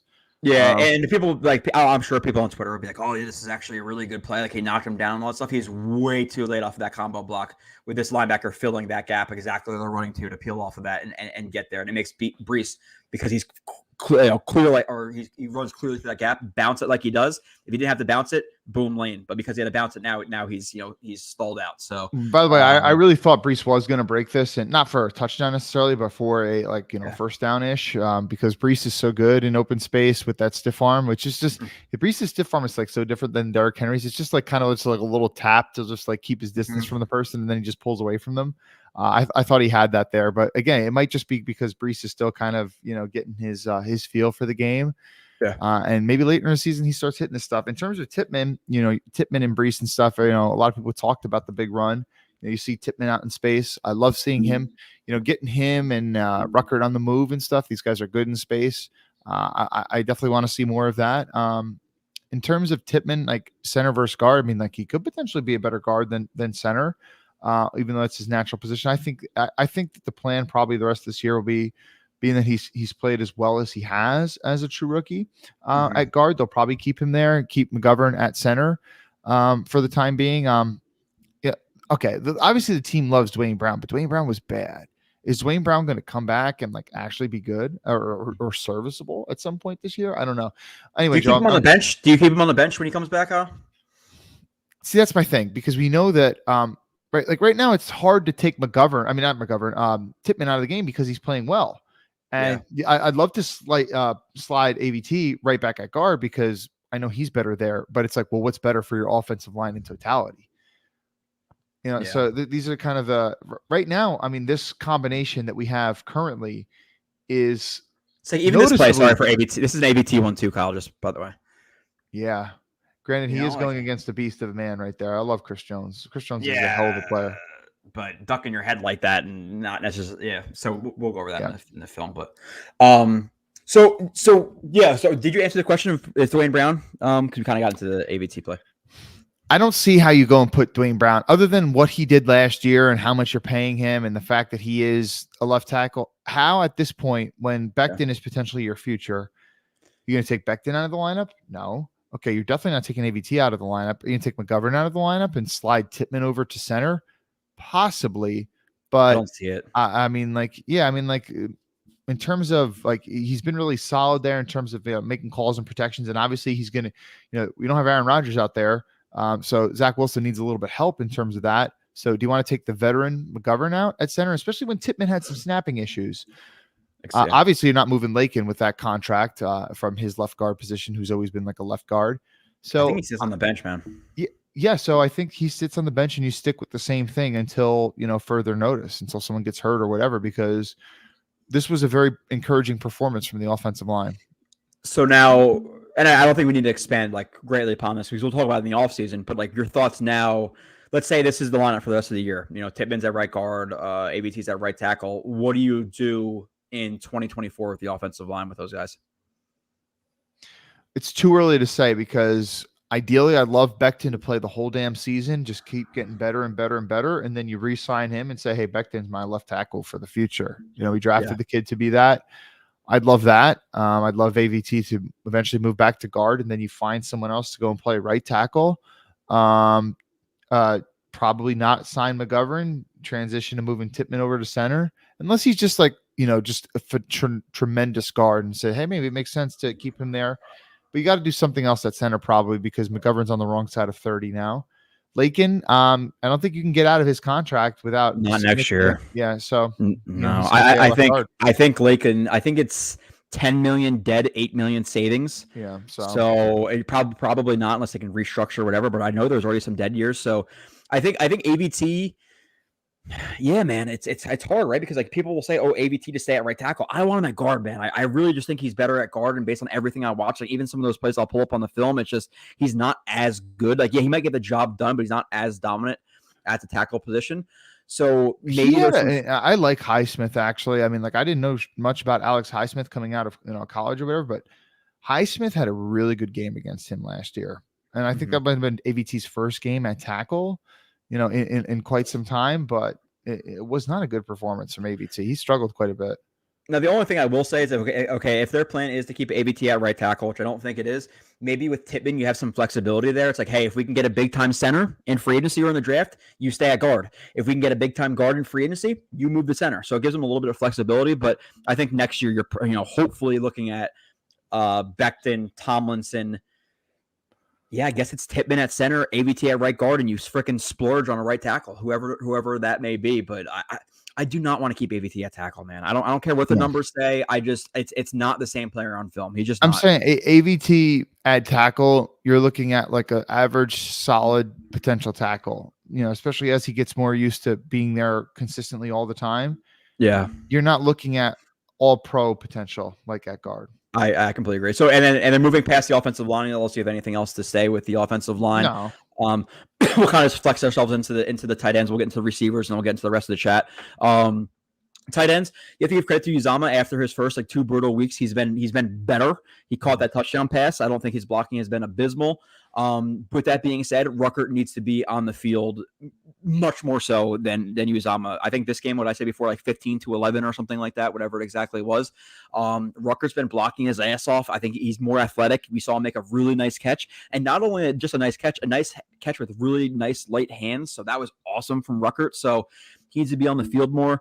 Conklin, you don't want to see that drop, but Conklin's kind of been the guy we expected him to be a little bit more when he came here, right, Kyle? I don't know exactly what his stats are, but it seems like every game he has 5 or 6 catches, 40 to 60 yards, just very consistent underneath, will catch the ball for the most part. So he's bounced back from last year a little bit, but what are your thoughts on the tight ends? Well, I completely agree about the usage, more Ruckert as opposed to Uzama. And if anybody in the coaches have this worry that, we're paying Uzama and we don't want to hurt Uzama's feelings and stuff, that shouldn't be a worry at all, because obviously the number one name of the game is winning football games. But Also, isn't he supposed to be such a good leader that, like, if he's such a good leader and such a team guy, he would willingly know, okay, this young kid's got it, and I need to just sit back and give him whatever advice I can and cheer him on and not necessarily throw a hissy fit. Mm-hmm. So there's no reason why you don't play Ruckert more than somebody like Uzama. I mean, like, the kid blocks his ass off, whistle to whistle. He's good out in space. I really love, like, once you get him moving on blocks, you know, he can really do some damage. Sometimes in line, he struggles a little bit. But yeah, I mean, like, that fade, hell of a catch, man. You know, I want to see more of it. Absolutely. And it's just funny because, like, you know, the Jets actually have 3 really serviceable tight ends. Mm-hmm. You know, we've struggled to have one serviceable tight end for several years in recent memory. Talking about Joe, I know we had a whole conversation about Joe Tippmann. I completely forgot that we can't be good because he's a bust because of that depth chart that got released in preseason. I completely forgot. So yeah. Tippmann's a bust, man. I'm sorry. I apologize, everybody. We spoke positively. Absolutely. Sorry. I forgot. Receivers, Kyle. Cobb had one nice play. Okay, Gibson had that truck, which was a nice one. Lazard, that one throw to Zach, or from Zach, which was another throw we should talk about from Zach, where he's rolling out to the right. He sees Lazard's eyes, and he basically says, "YOLO, I'm fucking throwing this shit up," and hopefully Lazard comes back to the ball. Lazard does a really good job of fighting through the receiver, using a little throw by, and then grabbing the ball. So kudos to him there. He's shown up a little bit more the last few weeks, which is good. Garrett Wilson has been good. He's been great. He's been great. No, he's been good. He hasn't not been great. Good. He's not been great. That play in the end zone, or when he gets one hand on it, need to catch that ball. I'm sorry. If you want to be a stud superstar wide receiver, you got to catch that ball. And then there's another play, Kyle. Again, I love Garrett Wilson. I'm talking about him like I'm expecting him to be a top 5, top 10 receiver. Did you see the play on third down where he got jammed so bad he didn't even get off the line bad? I mean, I saw it, but I obviously didn't notice it as much as you did. Do you have it? Oh yeah. It was ugly. Who's going again? Was it McDuffie? I don't know, honestly. By the way, Joe Blewett, for those that don't know, Joe Blewett was a huge Trent McDuffie fan. How's he been doing, by the way? I don't even know. Well, supposedly he's been doing great. According to PFF, he was like the number 1 rated corner in the league. Watch him to the top right here. Take that with a grain of salt. Again, sure. I love Garrett Wilson. For all people are going to criticize all this stuff, I think he's going to be a top 10, top 5, top 10 receiver. Snead. I think that's Snead he's going against. So watch this. Third down, gotta have it. Oh yeah. Ooh. Damn. Bro. Why does he get jammed like that? He's looking for a flag. He's not looking at the snap, dude. He's look at if it's Snead. Watch his body language before the snap. How he's already close and leaning in, and then watch him. He starts to creep in. Boom, dude. You gotta watch what's happening because his eyes are back to one of the closest eyes are back the entire time. What point in the game was this? Let's see. It's hold on. I gotta find exactly. So I recorded it as my 55th play of the game out of 70. So later on in the game, third, fourth quarter. Half, second half of the game. But you got to be ready for the snap, and this comes with him not making that catch in Dallas where he could have fought for the ball over the middle.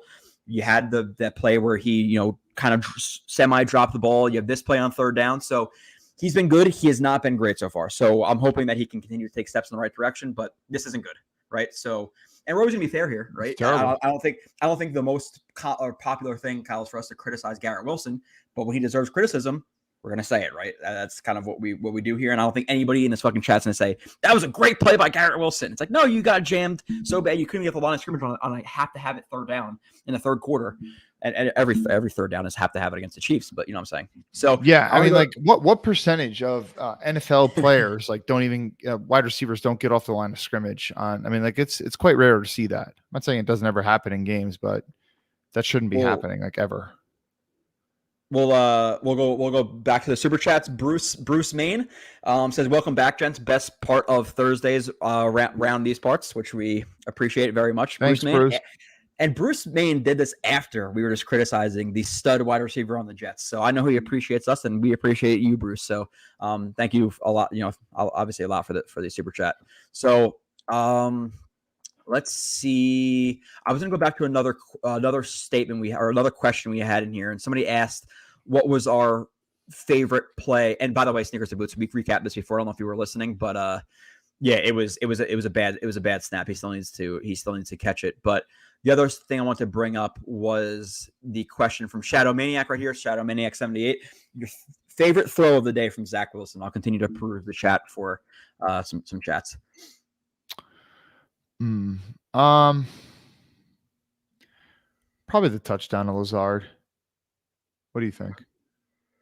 I'm tempted to. Yeah. I'm also tempted to say the Conklin seam back shoulder too, just because. Yeah, listen, you're down. It kick-started the drive. Sometimes you really need that one good play to kickstart a drive. What do you think?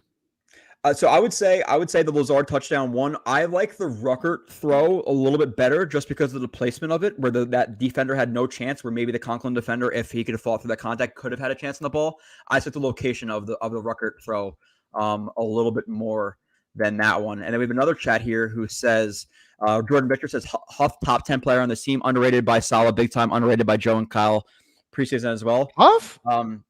Yeah, it's and underrated Huff. Yeah. Okay. I think, all right.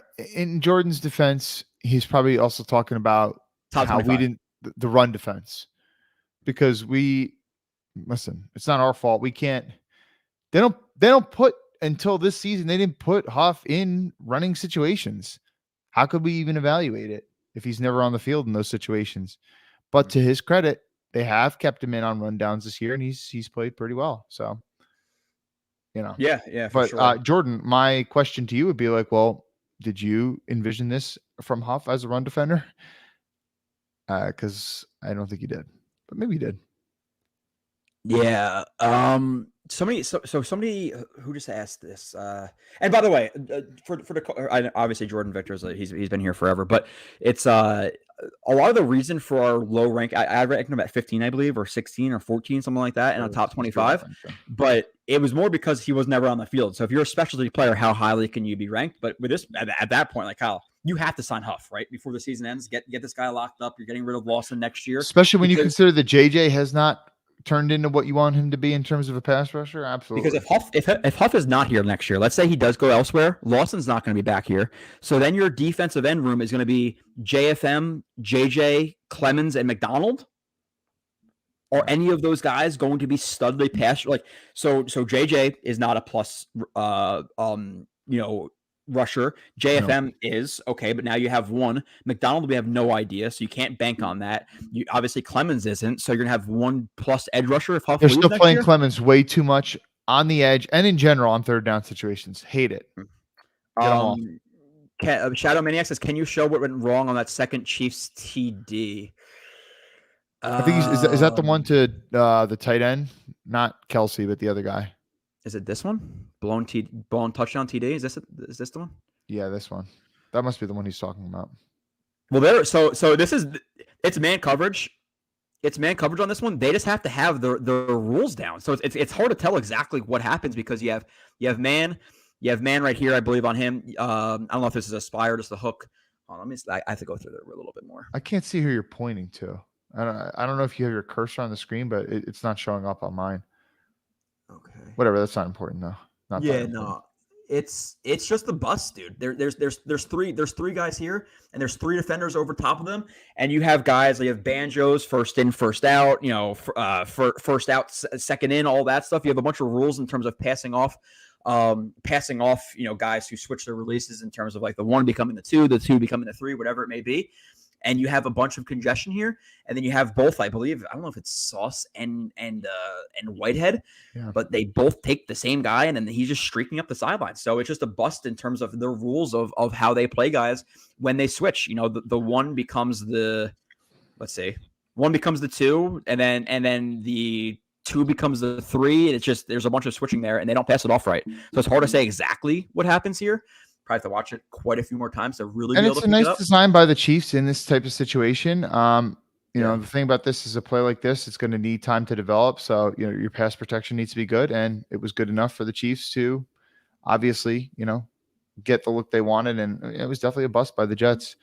it's hard to know to say like what Joe's trying to say and with 100% certainty unless you know exactly what the Jets coverage rules are in this situation. Like what was the defense called? Like, because obviously when you have switch releases, your responsibility can change and we don't necessarily know for sure. Off the jump, Sauce is in man on the one.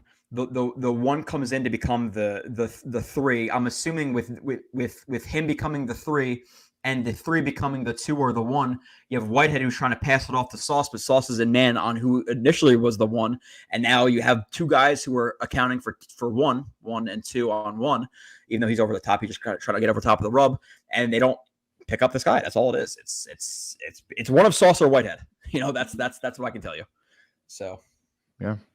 And probably Whitehead. Unfortunately, there's been a little bit too much of this with the Jets in the past 2 years, and Sauce has somewhat been he's been a culprit in some of them, mostly early last season, and we've seen a little early this season. Hopefully, not too much more of that. Mm-hmm. Okay, I'm just gonna keep going through the chat. We have somebody. I'm not gonna highlight the chats. That basically it's the offensive coordinator's fault and not Zach's fault. We're gonna go back to that stuff. People always quick to talk about the Jets. What is the offensive? You said you weren't going to give it. Yeah, okay, he was. It's the OC's fault, not Zach's, basically. People always quick to talk about the Jets. Yet, who y'all real team to begin with? Okay, never mind. He's talking. That was to somebody else. It's just Dakota talking to somebody. Mike, what is up, Mike?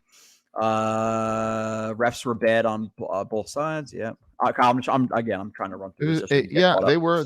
Like I said, the Brees call was really bad, but the Chiefs definitely got way more help. He says it. I'm mad about the Sauce penalty because they weren't calling it. That the throw was not going to get to that receiver regardless. And in that game situation, to call that, it's more on that than the actual penalty. And again, Sauce, I think, should have played that a little bit more conservatively.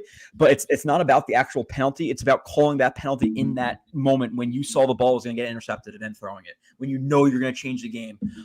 That's the problem with that play. And I'm more mad. I think the most egregious missed call was basically an offensive lineman trying to break, Sherwood's ankle, and that's not called. That was the worst. I did see somebody in the chat say, "Was that Kurt Angle blocking Sherwood?" Which I love that comment. Kurt Angle, with his ankle lock and straight up. Who was I think it was Donovan Smith. Yeah, I mean, like he was really trying to give an ankle lock to Sherwood. Poor Sherwood. Okay, let's see.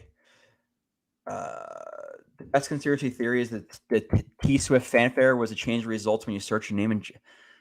Okay. JJ didn't work to the outside to make the whole Blitz.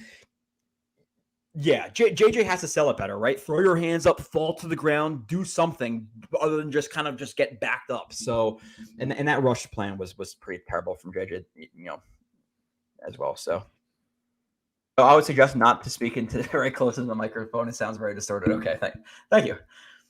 Let's see. You can hold with your hands inside the pad. That belief is a myth. It's not a myth. You can go to the rule books. If you're tight like that, you're allowed to have a guy held like that. They're never going to call it. If you're nice and tight and latched with your fingers out, and never call it. Literally happens every play. You're not going to get called. So every single play. If you think, and I'm not saying that this is what this person's actually saying. If anyone thinks that these linemen are out there just like, pushing people with open palms and not actually grabbing, like you cannot be more wrong. I have zero clue what you're talking about. Yeah, no, you're gonna grab. By the way, this is the chat you were talking about before, so I'm that far behind.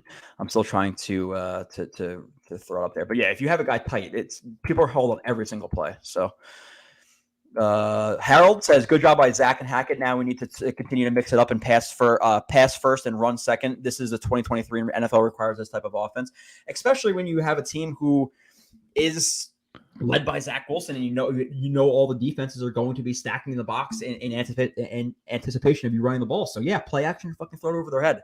So I'm completely with you, Harold, and obviously them throwing more play action, them throwing more on first down, them using more motion legitimately help the offense. So yeah, they gotta keep going. Doing it for. Hey fellas from Verge Tips.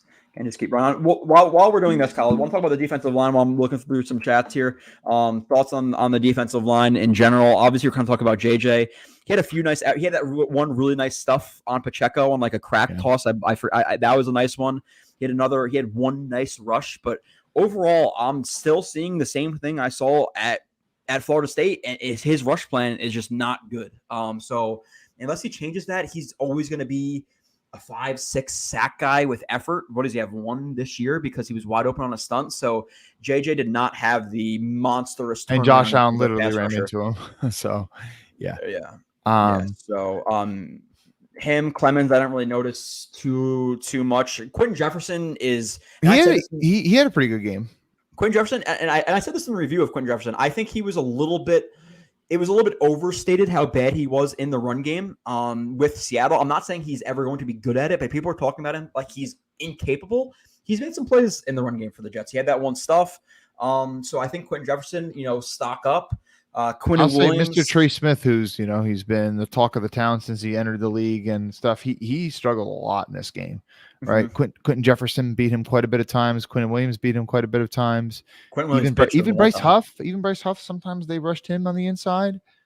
Had one or two good rushes against him. So I overall was not impressed with JJ. Shocker. Quentin Jefferson did impress me. Quinnen, I thought, was another good game from him. He's legit, really, really good player. And I know I was anti Quinnen Williams for a while, but I mean, I'm calling it like I see it. Like, I was very anti Zach Wilson. Now you heard me mostly praise him this show. So, what do you think about JFM this game? Strikes. Who? JFM. I think JFM's been really good too as well. Maybe not as good as a game as some other ones, but JFM and by the way, there was the one play with JFM pretty late in the game where he makes sure not to really hit Patrick. He's an open shot at Patrick Mahomes. Doesn't really, kind of slows up and stuff too. So I think he's really thinking like, oh man, I better not get another flag. But yeah, the man's consistently good. You can play him anywhere, man. I think this is my opinion. It's only been 4 games. In terms of playing off the edge, 5-tech, this is the best I've seen him as a pass rusher from that spot in his relatively young career. There was one play later on where JFM got moved more than I wanted him to on a third. I don't know if it was actually a third down. It was a run play. So I don't think he had a couple of good rushes this game. I do think they took advantage of him sometimes on the edge in terms of his lack of speed. Like they ran at him a little bit and just outflanked him to the sideline. So I thought he was good, but there were some lapses where I was like, come on, JFM, on a little bit more, but overall good. I just wanted to. Well, yeah, that's probably definitely not his strength. Stringing a run out. Like really pushing it to the sideline. Definitely not his strength. No. But yeah, like he, in terms of, I've been saying this for years. I mean, like it's hard for any tight end to block a guy as big as that. But JFM he's got really good instincts of knowing, like when a tight end is going to crack down on him versus when they're going to release. He really destroys tight ends very consistently. Yeah. I thought that he's been very good on stunts this year and stuff as well. Let's see. McDonald, unfortunately, I was pretty high on him. I haven't really seen anything from him in terms of as a pass rusher, unfortunately. So can I just want to highlight one chat so we can see. Do you have anything else to add from the defensive line? No, I don't think so. We kind of glossed over a little bit. I just want to highlight one chat sequence between 2 different people. But Solzy says Joe Blewett 1, Chris Sims 0. He was juicy. Gushing over Neal as a generational talent. Joe was saying he was trash from day one with the applause. And then Verge Tibbs a couple of chats later says Joe on Evan Neal pre-draft. He's a pussy. Yeah. Which I don't. I think the line was he's such a bitch. Yeah, that might have been during the actual film show, like not something I put on Twitter, but I was not a big fan of Neal. And then of course your reaction, like you said this on a live stream once too. You just did this thing where you look down with your head and shake your head. He's such a bitch. Like, dude, we don't even need to have the discussion anymore. He's a bitch on the field and apparently off the field now too. So well, maybe they correlate, right? Yeah, somebody says, shout out to Micah Parsons, shout out to Chris Jones. Yeah, I gained a respect for Micah the last couple of weeks, and then dude, What a like, player, man. He's a hell of a yeah, player too. and he's a baller, bro. But like with that, and I'm never gonna like obviously root for the team, but the Chiefs warmed up to me a little bit this week with like Chris Jones and how he reacted. And Gay, even, like, Gay with his like kind of like back. Apparently, he reached out to Zach Wilson after the game and spoke with him. So yeah, that's pretty cool. Yeah, and like maybe it's like a big brother thing. I don't have to worry about us. And maybe when we're competing for that with them for hopefully a Super Bowl next year, they're not going to be as friendly with us. But like they kind of like they handled themselves in the media this week pretty well. Like, I was impressed by the Chiefs and how they acted. So they warmed up a little bit to me. But Jordan Victor says, I thought Dalvin Cook was a bad signing. I was okay with it, but wanted him for $3 to $4 million. And Kyle, when we were saying that, $3, $4, $5 million for Dalvin Cook, we're like, we would be okay with the signing at that point. But $7-8 million for that guy, man, like he's playing like a unrosterable player right now. So it's even for $3-4 million, man, I wasn't really getting excited. Still, I still wanted to see the young guys. Abanikanda, man, play him. And like this is again a thing where the coaches will talk about always earning your spot and all that shit. Show me. Is there any reason for Cook to be playing over Izzy right now? I don't know. Think? I don't see it based on Robert Saleh saying, "Oh, he's getting his legs under him." But is there any chance that Cook is a healthy scratch this week? No. It's just think so. Just like they're not going to do it with Tomlinson. They're not going to do what they didn't do with Tomlinson. They're not going to do it with Cook. I think it's a little bit easier for Cook because you have you have multiple guys who can fill in that role. You can't just be switching out left guards like that. But it's been abysmal.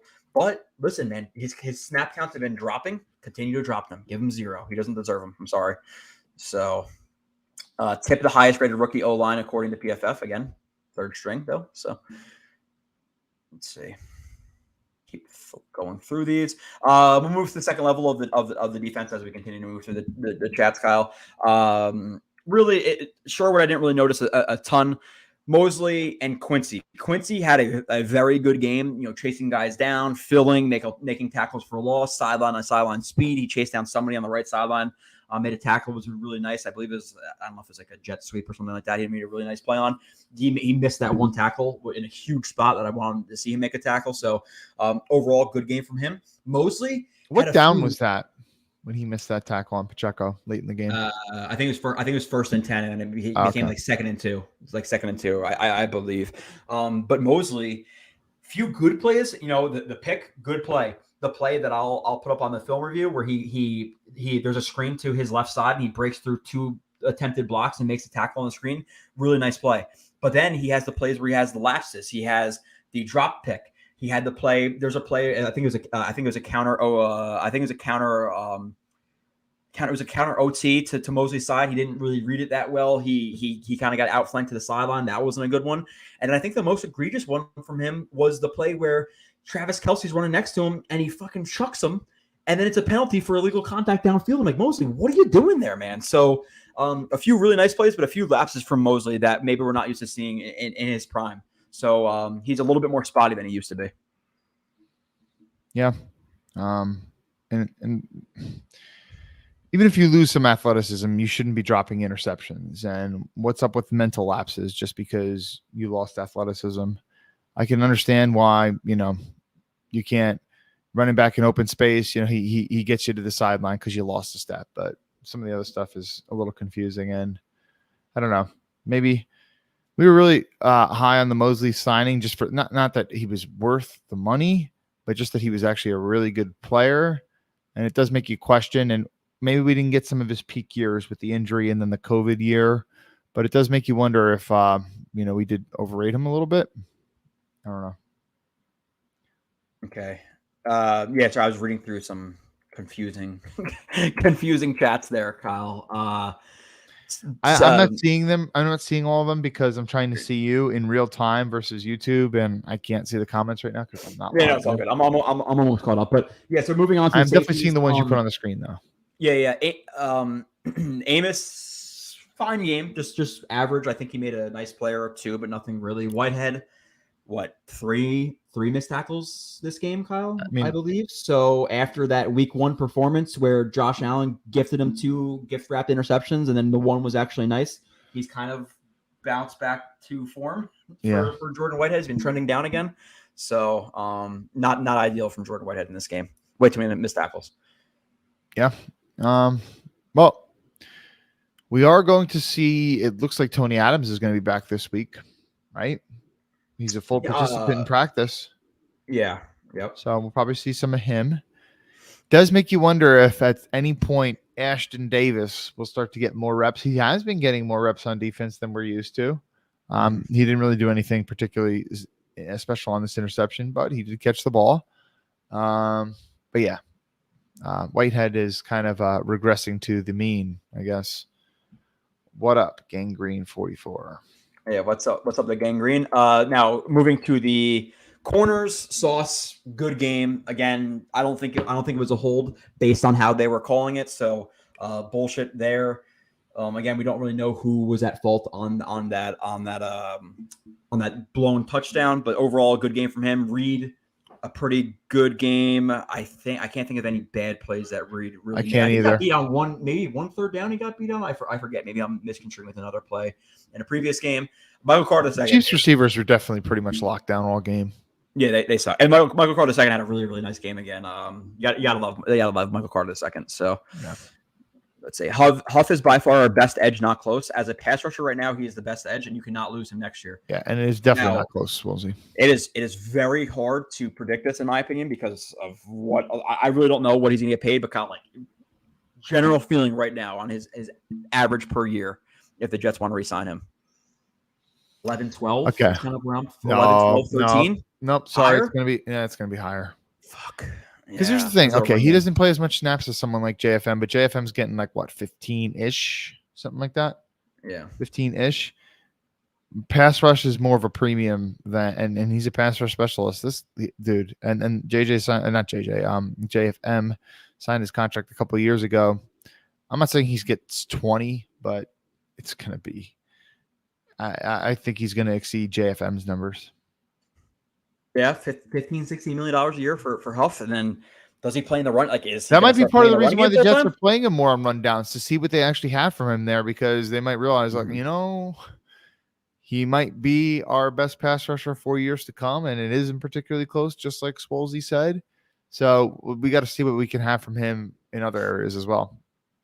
Yeah, for sure. And like, I know a lot of people had problems with him playing so far into games in the preseason, but I thought that was the exact reason, was to see what he can do in the run game, because they're trying to figure out if, hey, we're going to pay him $15 million a year, next year, whatever it may be. Another super chat I was a little bit late to see, but from our good friend Jan, says, yeah, we missed Jan today.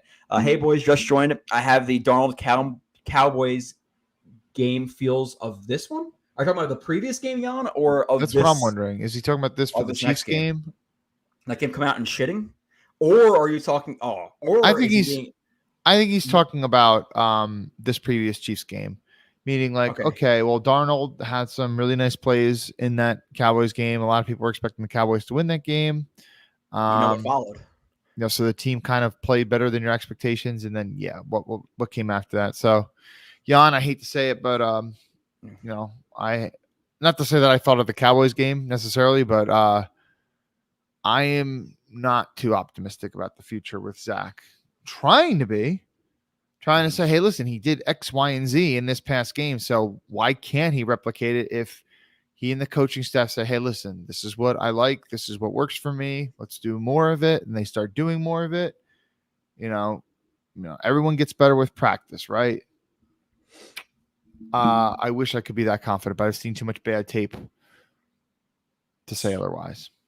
Yeah, we appreciate the super chat, and I don't know if he means this like, hey, he had a good game this game, and he's going to turn back into Zach Wilson or Sam Darnold and what he did against the Pats the next week. I don't know exactly what Jan means with this one, but let's hope he has the Dallas Cowboy feels about this upcoming game, and not in reference to what Zach is going to do this week against the next team after having a big game.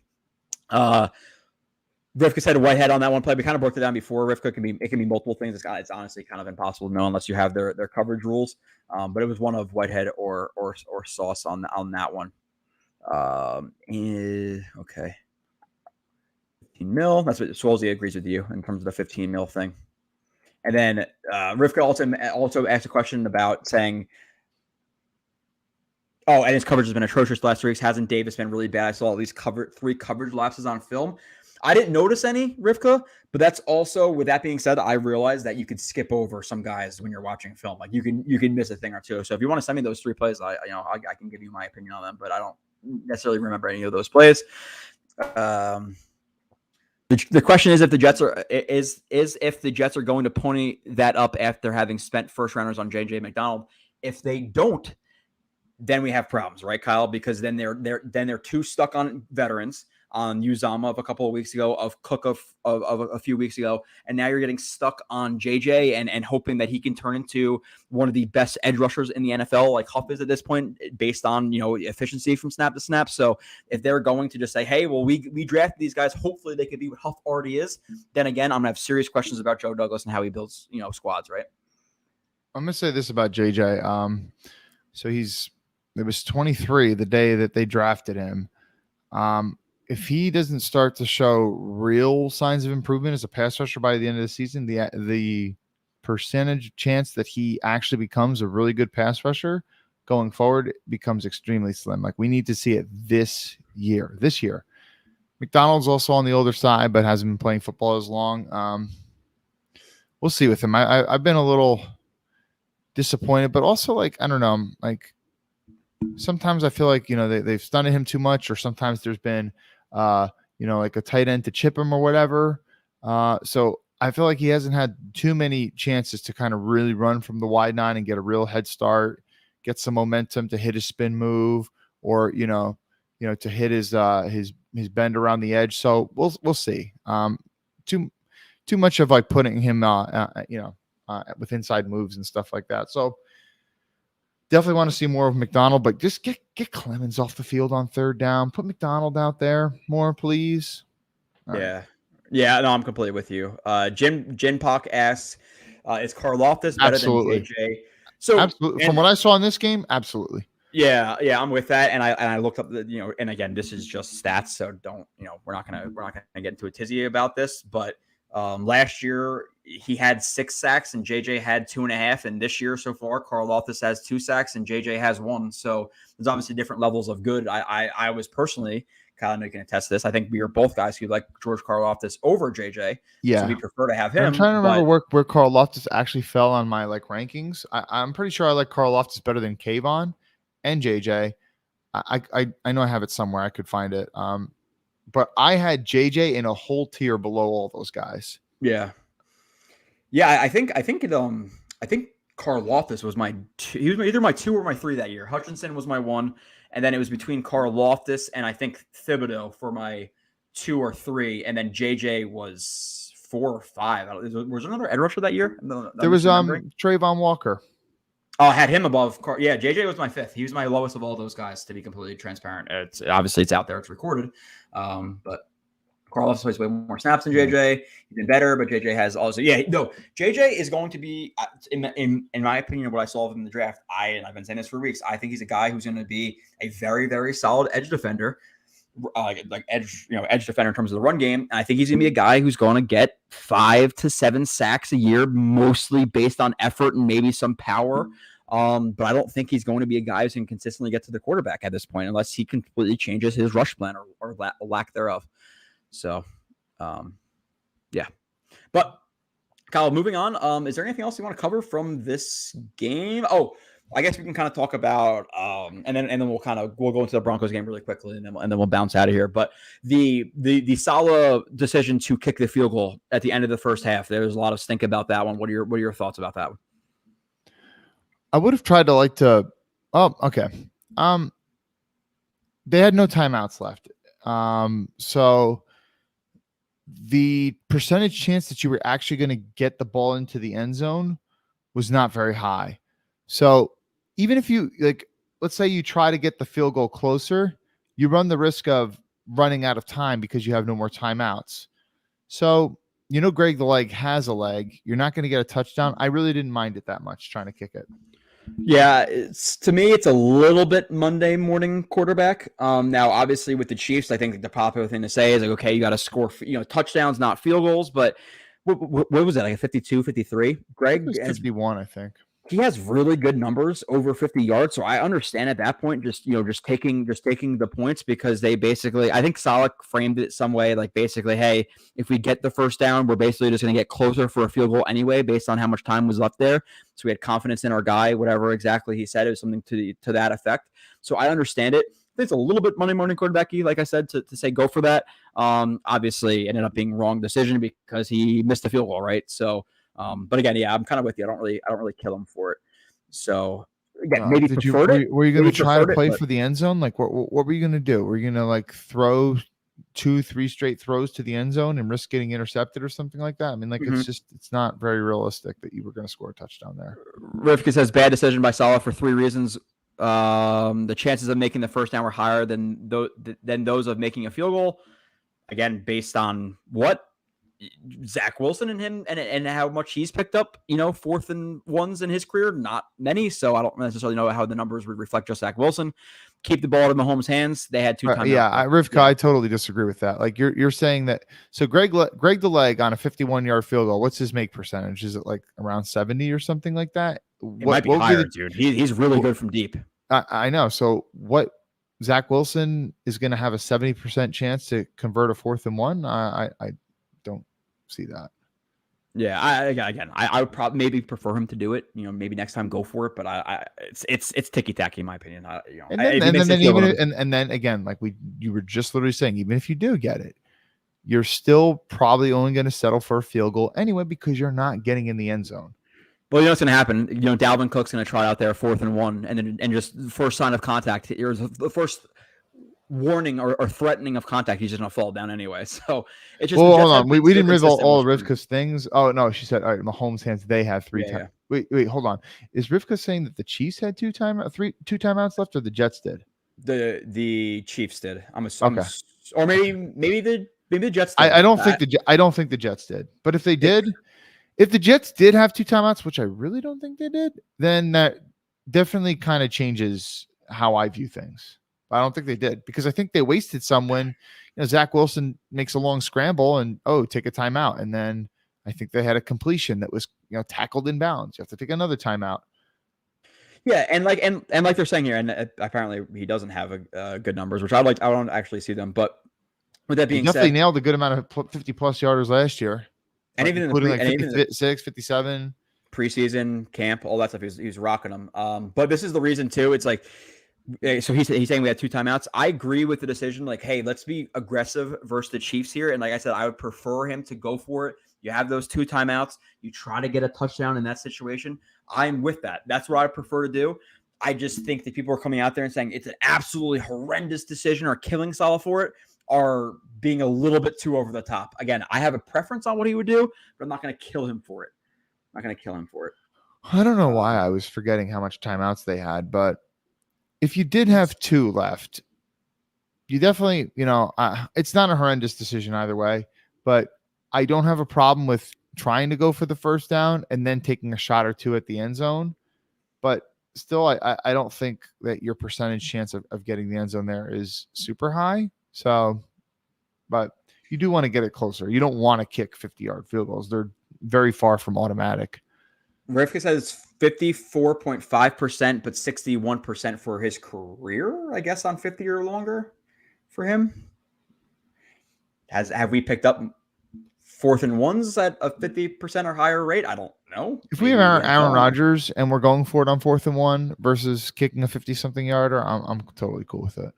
Mm-hmm. There's another question here that I just saw that I wanted to bring up. Oh yeah. Bathsall says, I still don't know what happened with that Reed play where he ran 25 miles per hour right past Mahomes. Do you remember that play, Kyle? I honestly think just trying not to get a penalty, probably.